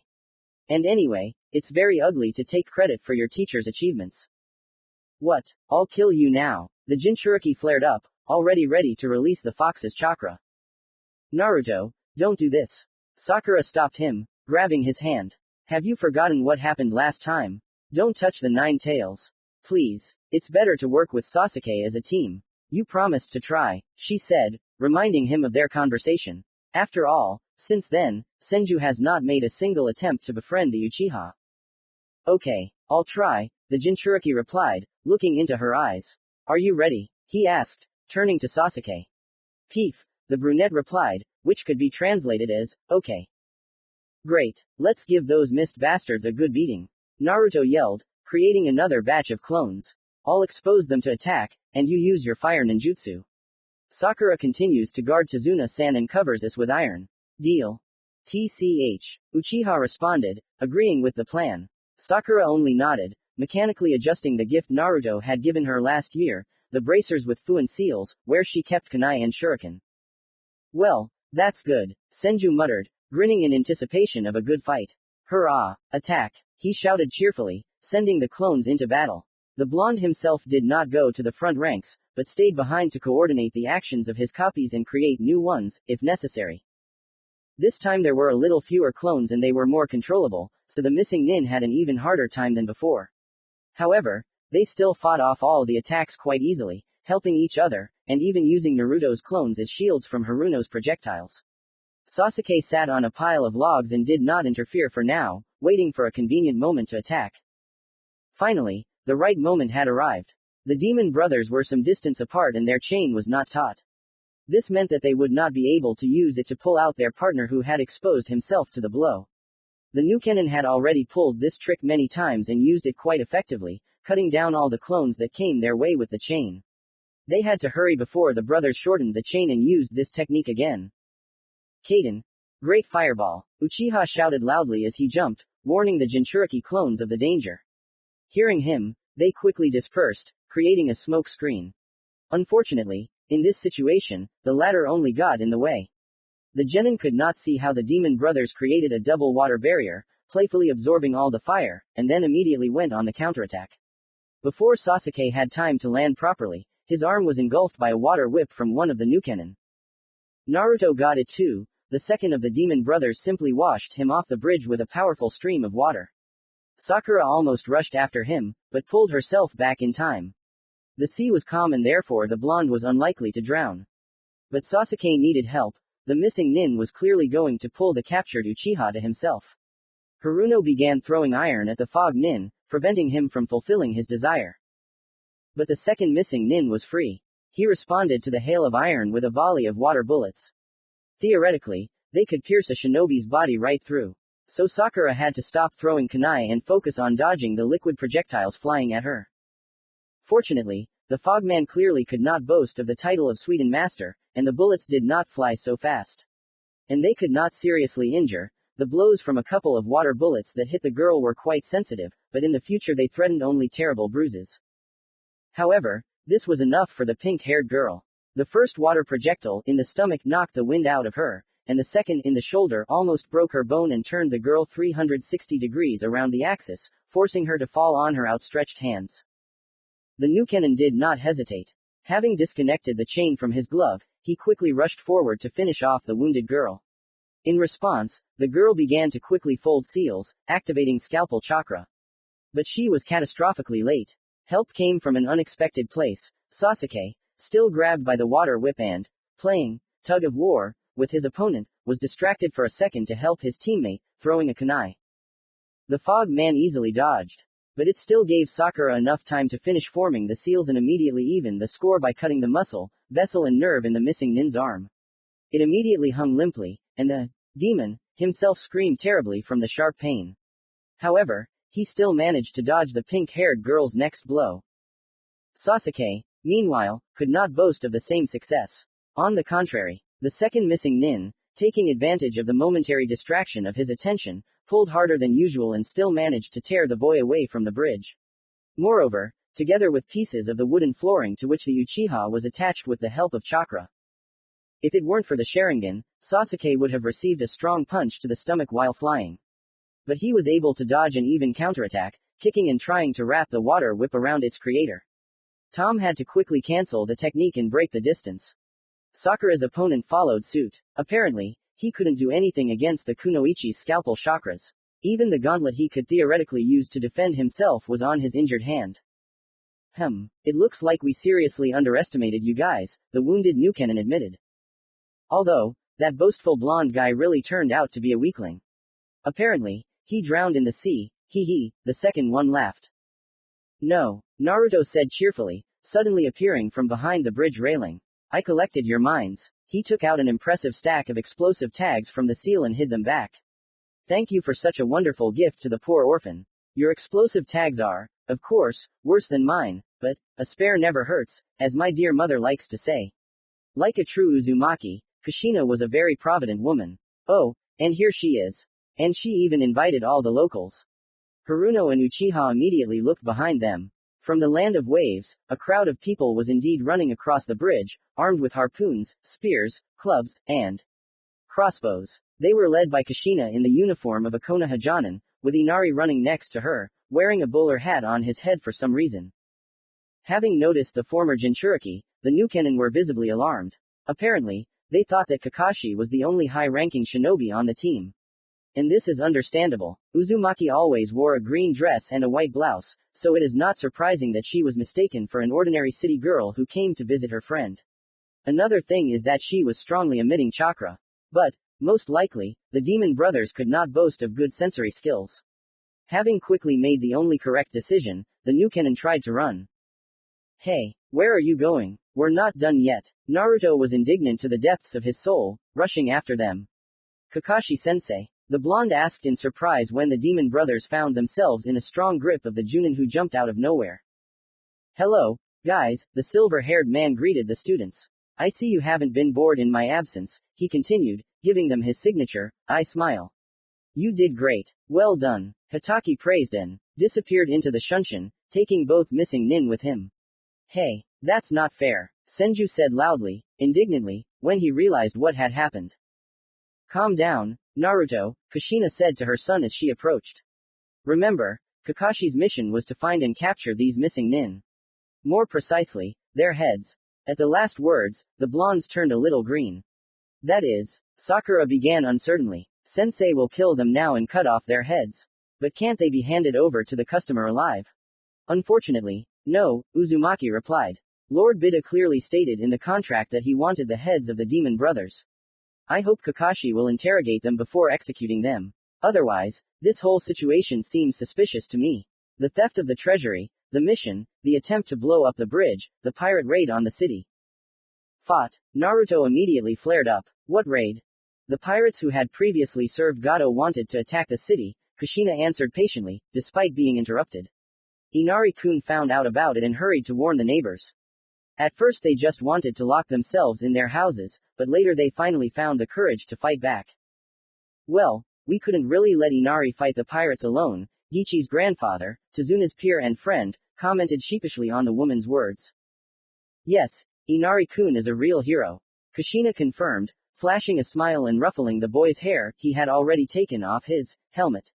Your father would be proud of you. Kushina-san, why are you dressed like that? Haruno asked, referring to her Jonin uniform. Were you the one who saved the city? No, Sakura-chan, the city was saved by its inhabitants, Uzumaki answered completely honestly. I just made sure there were no unnecessary victims and locked the pirates in a barrier. They'll sit there until the trial. Do you suspect that these attacks were orchestrated by the first counselor? Sasuke asked suddenly. That explains a lot. The Nukenin said that Gato wasn't the only one against the bridge. Yes, they did, Haruno confirmed. But if the first counselor is our enemy, shouldn't we stop him before he does anything else? You're probably right, Sakura-chan. Kushina agreed thoughtfully. But let Kakashi decide that. This task is definitely not for Genin. In response, another groan of disappointment came from Naruto. Matsudera Bida, first advisor to the Wave Daimyo, leaned back wearily in his carved chair.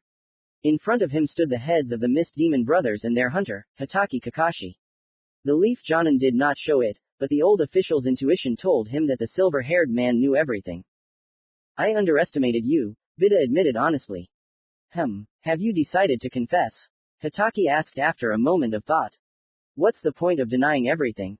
The official smiled sadly. I acted as I thought was necessary, trying to maintain the status quo. The old man did not make excuses, but simply described his vision of the situation. Building a bridge threatens my country with the loss of sovereignty. After all, the land of fire has been thirsting for our harbors for years. That's why we had to maneuver for years, pitting lions against each other. While Konoha, Kiri, and Suna butted heads, we could live in peace.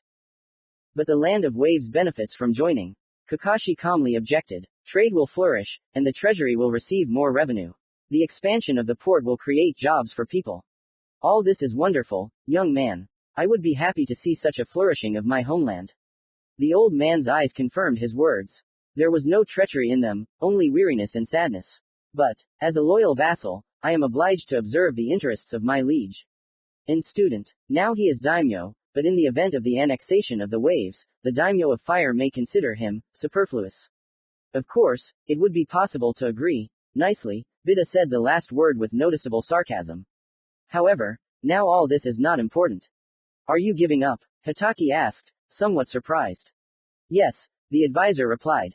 I will try to bargain as much as possible with the victors and then retire.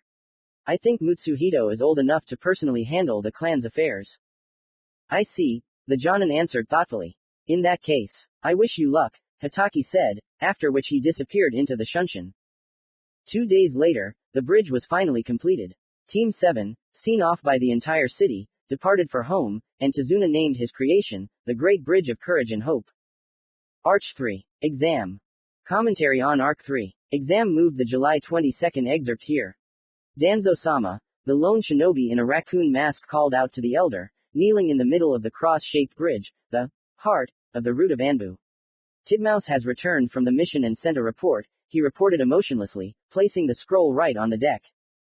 You may go, Shimura dismissed his subordinate, appearing from the shadows at the other end of the bridge.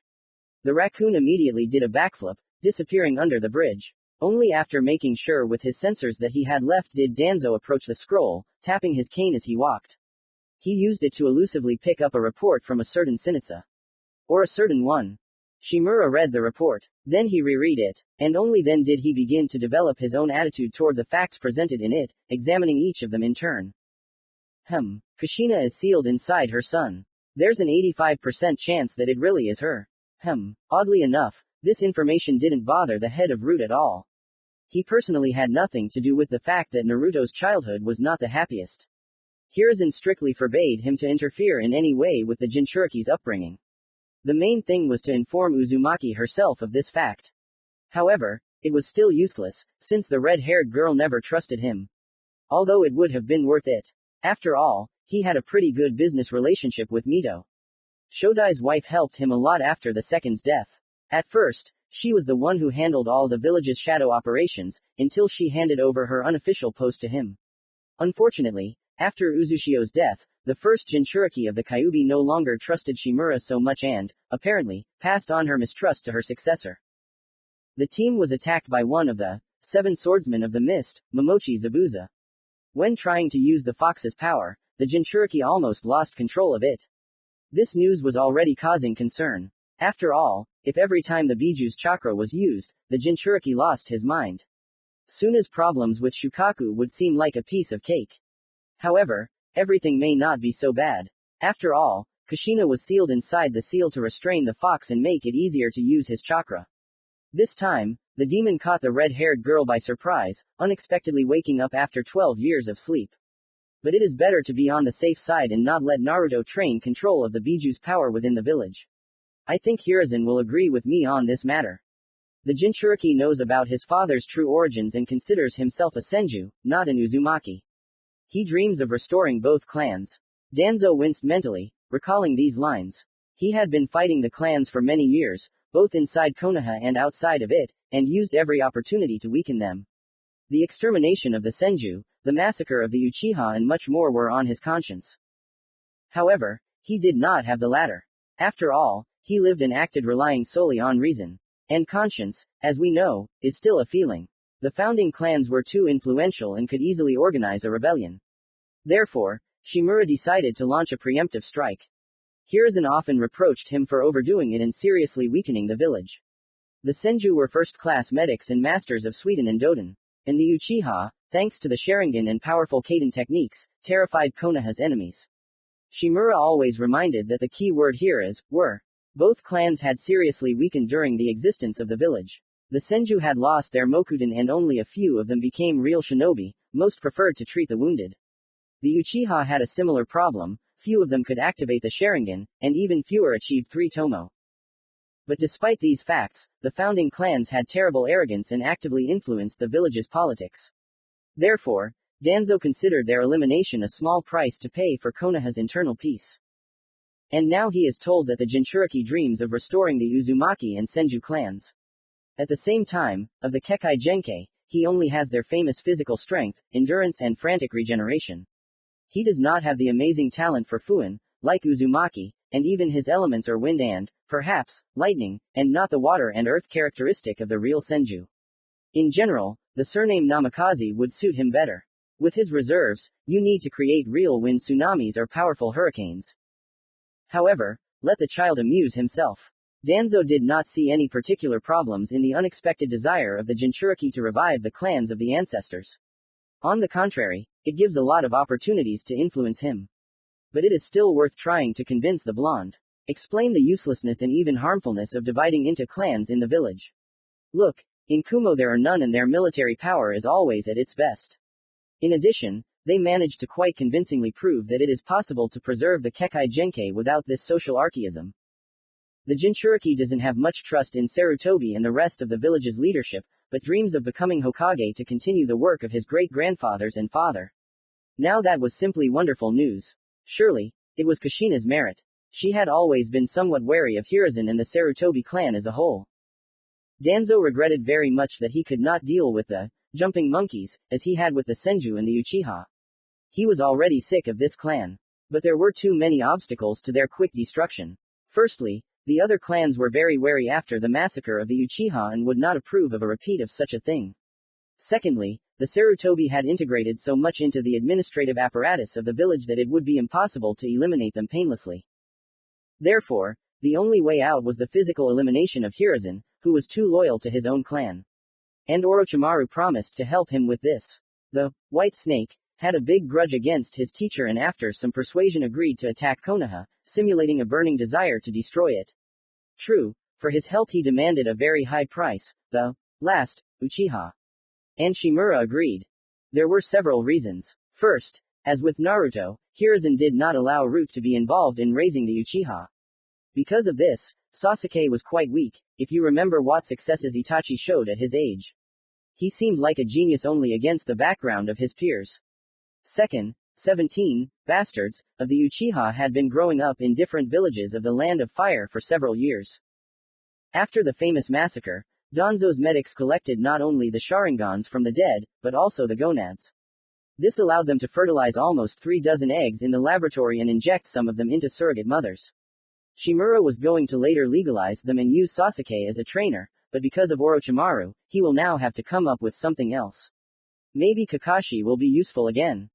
The copyist was disappointing Danzo more and more. Hitaki gave in to Kushina's persuasion not to tell about what happened. Shimura mentally quoted Shinitsu's report. But Kakashi had once been one of the best Anbu agents. He had even been a member of Root for a while, until he defected to Hiruzen. However, the latter should not have been deceived. The son of the White Fang was loyal exclusively to the fourth, his personal ideals and Konoha. Although, judging by the last message, loyalty to the sensei was much higher for him than loyalty to the village. This is what disappointed Danzo. After all, Shimura put the good of Konoha above all else and demanded the same from others. He sought to protect her in absolutely every possible way, and did not understand or accept at all when others, guided by emotions or so-called ideals, betrayed her interests.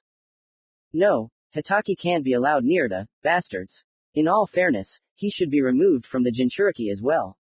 I hope Shinigami takes you soon, Hiruzen. Shimada, they're fighting again. Sakura thought as she returned from another D-rank mission. From the outside, the girl looked like a real zombie. But it wasn't because she was tired. She hadn't slept all night, suffering from depression. Even now, she couldn't get rid of the unpleasant memories of the Land of Waves and Sensei's words after her training at the hospital yesterday.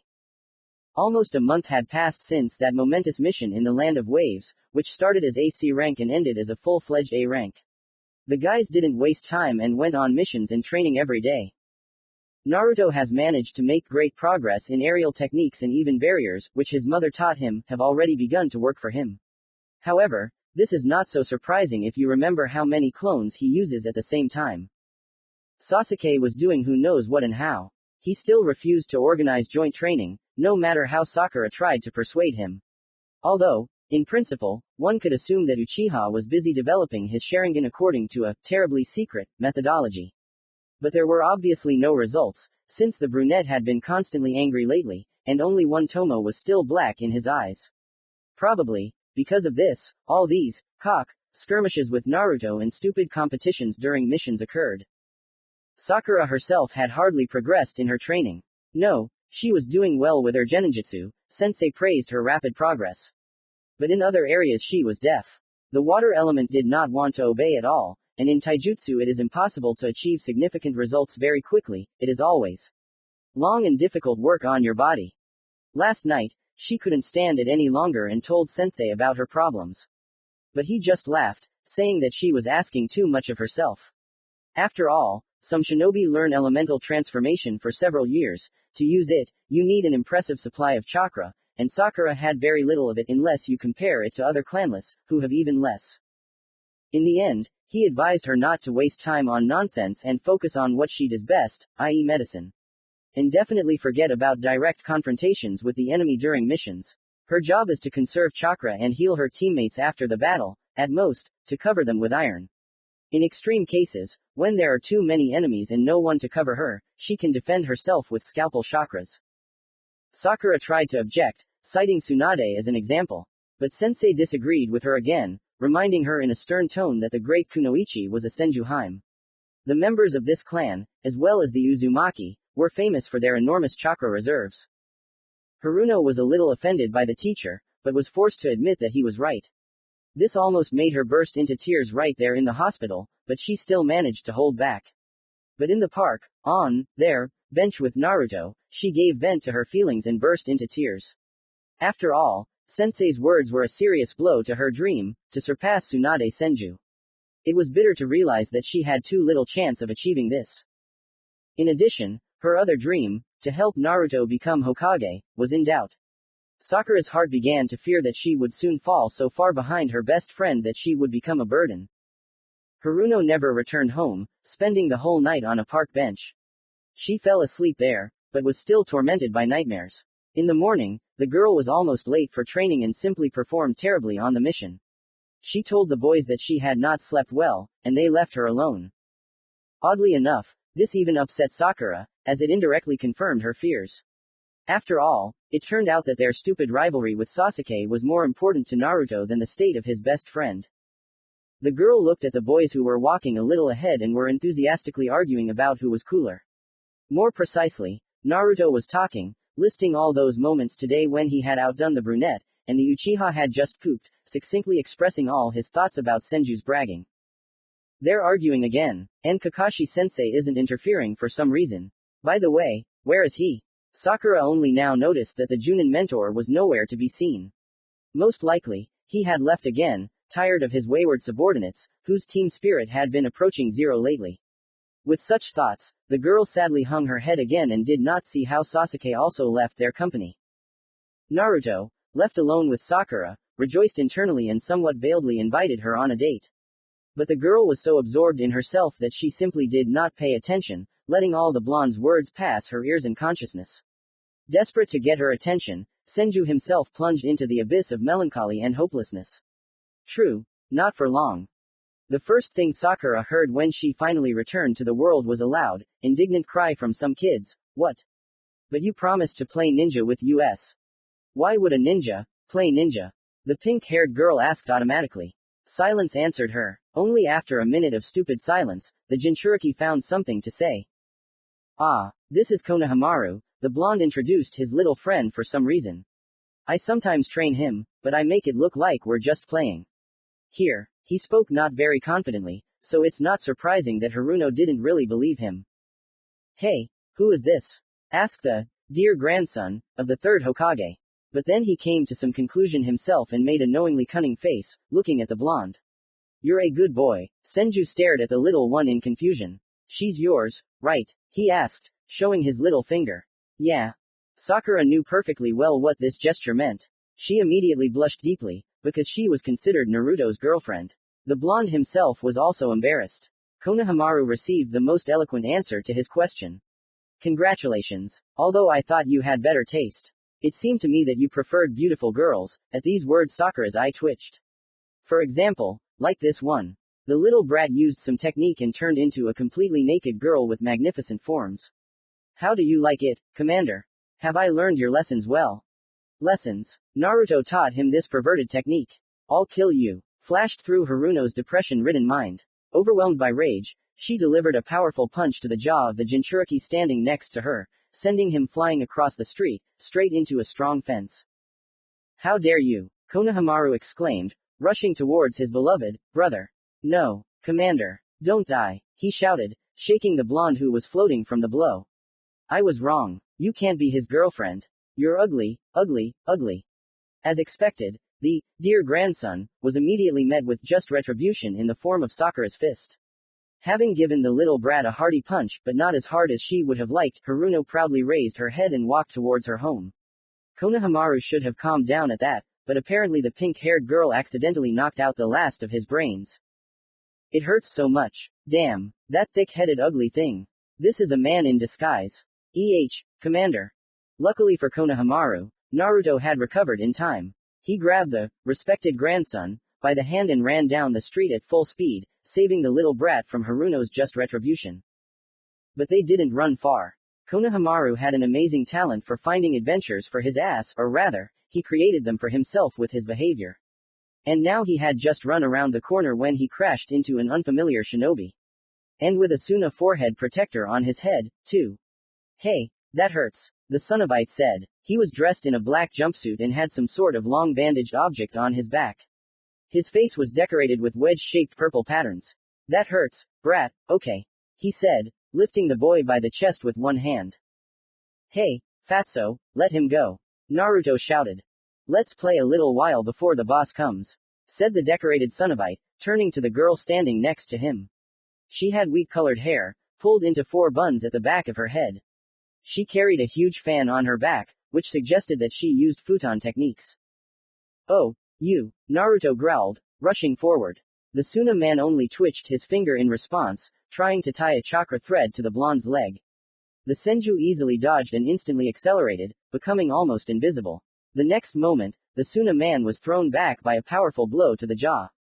Konohamaru was caught by his commander, and immediately thrown to the running Sakura. These are foreign shinobi. What are they doing here? The pink-haired girl thought. And why are they alone? The girl had seen foreign ninja in Konoha before, but they had always been accompanied by at least Chunin. Meanwhile, the Sunite's partner did not stand still. The fan immediately appeared in her hands and was used as intended.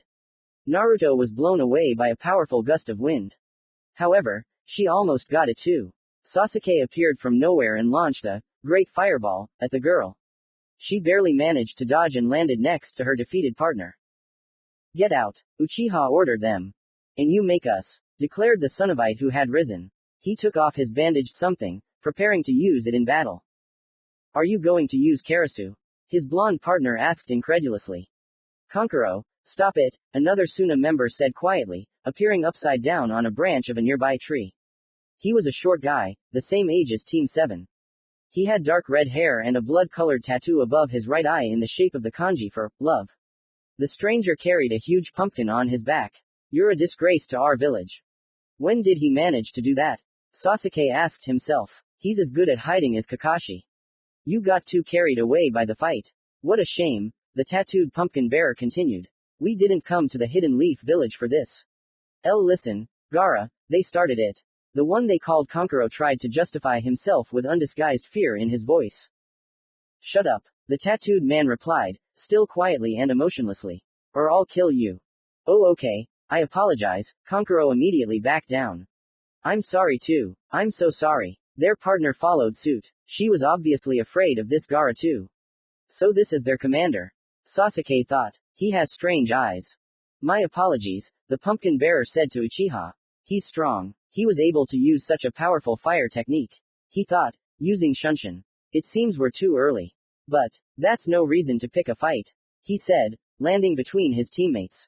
Let's go, he ordered them. Stop. Sakura suddenly stopped them. What's the matter? Gaara asked her. Judging by your protectors, you are a shinobi of the Hidden Sand Village, correct? Haruno asked half affirmatively. Of course, you are our allies, but shinobi are forbidden to enter other villages without special permission. State the purpose of your visit. We may not be able to let you go so easily. I don't hear anything, I don't see anything, huh? The Suna girl asked mockingly, showing her pass. Do you really not know anything? Not waiting for an answer, she continued. Yes, you are right, we are genin of the Hidden Sand. We came to your village to take part in the Chunin exam. The Chunin exam, Naruto asked in surprise, exchanging glances with his teammates. Hey, I didn't know it would be held in our village so soon. I want to participate in it. Hey, Sakura-chan, Naruto shouted cheerfully, running up to his teammates one fine morning. Even Sasuke had to admit it was a good one, especially in light of what was coming up. The Chunin exams were supposed to start today, and Kakashi-sensei had signed them up for it. This came as a complete surprise to the genin of Team 7. They certainly didn't expect this from their Jonin mentor. Usually, he simply didn't care about his subordinates, and even Naruto's mother couldn't change that. How could the Uchiha know that this was part of their plan? Sensei only showed up to carry out missions, and even for those, he was shamelessly late. There was no talk of any lessons or training. However, Sasuke did not complain. The clan library was enough for him, although not everything in the dusty scrolls stored there was clear. Especially if what was needed concerned the Sharingan. Sasuke never found any clear guidelines for its development. They were all written in a very fancy language, and the last Uchiha had already begun to suspect the presence of encrypted information in them. Unfortunately, viewing them with the activated Sharingan yielded nothing. Although, no, not quite so, some hieroglyphs literally attracted the eye. As if something was wrong with them, but it was not yet possible to determine what exactly. At this point, Sasuke understood only one thing: a full-fledged Sharingan requires developed chakra channels around the eyes. In the scroll where the brunette found this information, there were also descriptions of the simplest training. Almost all of them boiled down to keeping the dojutsu activated for as long as possible. Therefore, Sasuke trained every day at the clan training ground, practicing the techniques he already knew, but using the Sharingan. Much to the boy's irritation, he could not keep it activated for more than half an hour. But, he was glad that this time was gradually increasing. A month ago he was out of breath after 20 minutes. Sometimes Sasuke wondered, how much faster would the development of the Sharingan have gone if he had an experienced mentor to help him? At least the same Hatake, who somehow received the Uchiha dojutsu. In general, the last fact seemed extremely strange to him. How did this happen and why did his clan allow it? These questions had been tormenting the boy for a long time, but he hadn't found any information on them in the library. There was no mention of transplanted Sharingans, which was also strange. But there was nothing to be done, so Sasuke simply spat on this riddle. He couldn't demand answers from Kakashi himself. Why on earth would he answer him? The memory of this immediately spoiled Uchiha's mood, which did not escape Naruto. Hey, Sasuke, why are you so sour? He asked the brunette. We're going to the exam. Heads up, we'll definitely get a Chunin best. Yeah, Senju is optimistic as always, Uchiha stated. But Sakura, she's kind of weird today. He thought, looking at the pink-haired girl, who had been quiet and depressed lately. But today she simply broke all records for despondency. Is it because of the exam? Or is she unsure of herself and afraid of letting Naruto down? That's probably it. I'll have to fix that, otherwise she'll definitely become a burden. The academy was very crowded. Team 7 was only just beginning to understand the true scale of the event. Over 100 genin from all over the villages had gathered for the exam. And most of them had stopped on the second floor for some reason, when they needed the third. After walking a little further, Sasuke realized what the problem was. Genjutsu.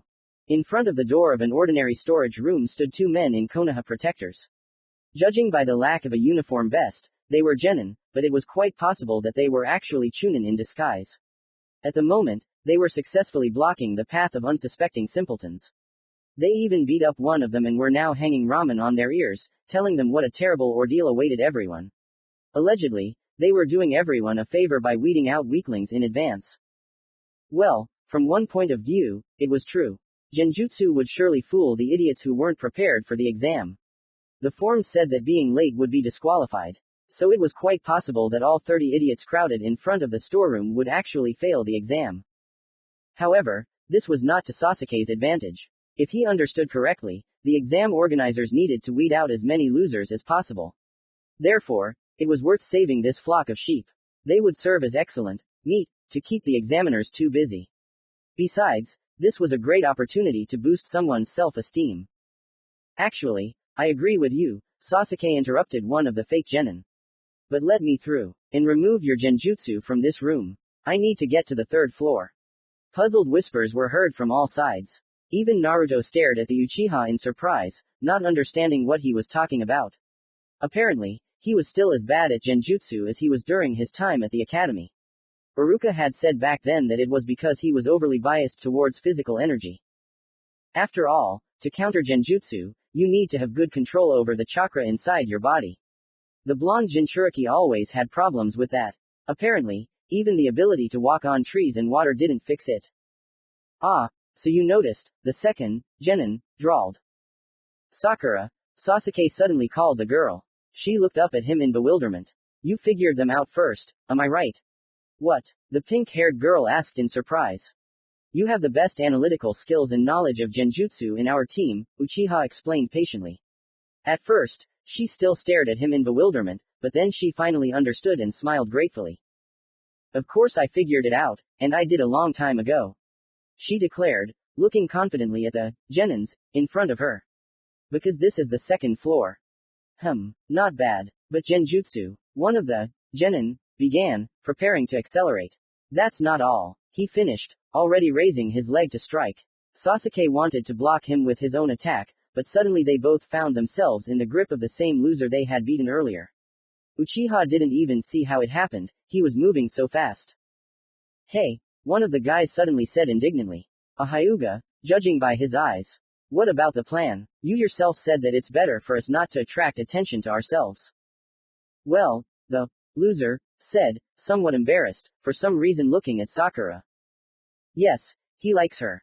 Sasuke suddenly realized, watching as this strange thick-browed guy in a green tight jumpsuit approached the girl. Hello. He greeted Haruno, who was looking at him rather sullenly, wondering why he came up to her and spoke to her. My name is Rock Lee. And you are Sakura-san, right? Be my girlfriend. I will always protect you. What? Naruto roared as soon as he realized what the thick-browed man had suggested. I'm going to tear you to pieces right now. Stay away from Sakura-chan. He demanded roughly, standing in front of Lee in a defiant pose. The genin gathered in the hallway even felt a weak key. I think Sakura-san can choose who she wants to talk to, Lee replied, as if he wasn't facing an angry Jinchuriki. One of two things. This guy is either completely fearless, or he's incredibly stupid and has the sensitivity of a stool. Or both are true, Sasuke thought. My offer still stands, the thick-browed man continued, looking at Haruno again. Be my girlfriend. No. For what? Haruno answered firmly, syllable by syllable. It's better to die. Let's go, Naruto-kun, she said to the blonde, pulling him by the hand. He happily agreed, giving Lee, who was crushed by the refusal, a triumphant look. Sasuke followed his teammates. He thought the incident was over, but the thick-browed man was apparently even stupider than he seemed at first glance. Team 7 didn't even have time to reach the stairs before they were stopped by Rock Lee again. He had somehow managed to get ahead of them and was now blocking the way to the third floor. Hey, you, Blondie. Would you like to fight me? Right now, he offered. Just tell me your name. You know mine, but I don't know yours. My name is Uzumaki Naruto. And I accept your challenge. The Jinchuriki immediately responded. Okay, perhaps if I prove my strength, Sakura-san will be more inclined to accept my offer, the thick-browed man said a little dreamily. Sale from the 25th of December 2016. Okay, perhaps if I prove my strength, Sakura-san will be more inclined to accept my offer, the thick-browed man said a little dreamily, standing in some strange fighting stance. His back was straight, his legs were together, one perpendicular to the other, his arm was stretched forward. This was not the case in the academic style, so Uzumaki involuntarily became wary. Taking his usual fighting stance, the blonde immediately folded the seal, creating 36 clones. He remembered very well that Lee was very fast and probably very strong in taijutsu. Much better than Naruto himself in this regard. Therefore, it was necessary to avoid a direct clash.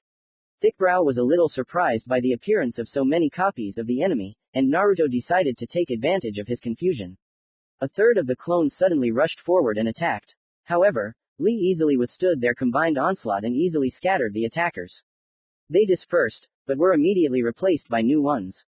Realizing that they were simply trying to wear him down with an endless stream of advancing clones, the thick-browed man decided to go on the offensive and catch the original. Pouncing on the freshly created copies, Lee began to rapidly destroy them with precise and powerful blows. Naruto's teammates standing nearby sometimes couldn't even follow the movements of this beast in a green jumpsuit. Even the Sharingan didn't help. However, the change of tactics did not help the thick-browed man at all. Having destroyed all the clones, he discovered that there was no original among them. Having looked around the room and not finding an enemy, Lee frowned slightly, but then finally guessed to look up. But it was too late. The dozen Uzumaki who had settled on the ceiling had already finished a series of seals by that time, and the thick-browed one was simply blown away by a stream of very strong wind.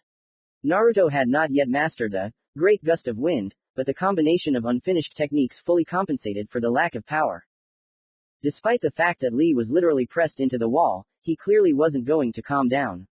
Rising up from the floor with a jerk, the thick-browed man was about to pounce on the clones again, but then an unknown voice rang out. "That's enough, Lee," said a huge turtle, appearing in a cloud of smoke at the door. At least, it seemed to Team 7 that it was the source of the voice. For the next few minutes, the Copy Ninja's students watched in complete amazement as the turtle lectured the thick-browed man. All three of them had the impression that this was his sensei. And it just didn't fit in their heads. But if that picture seemed crazy to them, the next one completely and irrevocably blew their minds. The turtle finished scolding his student and his shell suddenly became covered in clouds of smoke again. When they cleared, Team 7 saw a grown-up copy of the thick-browed one in the strangest pose imaginable. "Oh, yes, I see the flame of youth burning in you. This miracle," declared to the dumbfounded genin. But that wasn't the end. Thick-browed sensei suddenly hit him. So hard that Naruto's great gust of wind seemed like a light breeze. After that, both green-clad weirdos burst into tears and hugged each other tightly. At the same time, they loudly exchanged some heart-rending remarks, but Kakashi's students' brains were no longer able to perceive this information. 500 laps around the training field. The senior, thick-browed, gave the punishment to the younger one. He stood at attention, saluted and answered just as loudly, "Yes." "Idiots," Sakura stated, having recovered. Sasuke remained silent, meaningfully. "What do they need the turtle for?" Naruto asked, scratching his temple. He said it in his usual loud manner, so the unknown Jonin heard him and finally turned his attention to his and Lee's involuntary spectators. "Oh no, he's looking at us," Haruno said in horror. "Hey, guys," the thick-browed man called out. "How's Kakashi doing? Do you know our sensei?" The pink-haired girl responded in surprise. "Do I know him? Hee hee." The Jonin grinned, and then suddenly disappeared. "They call us eternal rivals." He finished standing behind the guys. 50 victories and 49 defeats. The thick-browed man declared to the genin amazed by such speed. "I am stronger than Kakashi," said Teacher Lee, smiling dazzlingly. "See, Guy Sensei is the best," shouted the younger thick-browed one with a fanatical gleam in his eyes. "It seems Lee has caused you trouble. Forgive him, if only for my sake," the strange Junin asked, once again striking a heroic pose. "And yes, you should hurry to class," he added, disappearing in an instant. Lee, however, was in no hurry to follow suit. As he approached Team 7, he suddenly extended his hand to Naruto. "Thank you for the fight," he said, copying his teacher's pose and smile. "I really hope we get to finish it. And then we'll find out who's more worthy of Sakura-chan's love." "Hey, I'll gladly fight you again. Just ask," Uzumaki answered sincerely, also smiling. "But I warn you right away, you don't have a chance."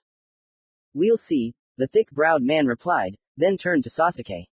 "I'd like to fight you too. You're a recognized genius, just like my teammate. I dream of defeating him. By defeating you, I'll prove my strength in his eyes." With these words, Lee turned around and left, leaving Naruto, Sakura and Sasuke alone.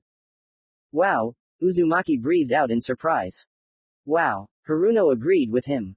Uchiha was, as always, extremely taciturn.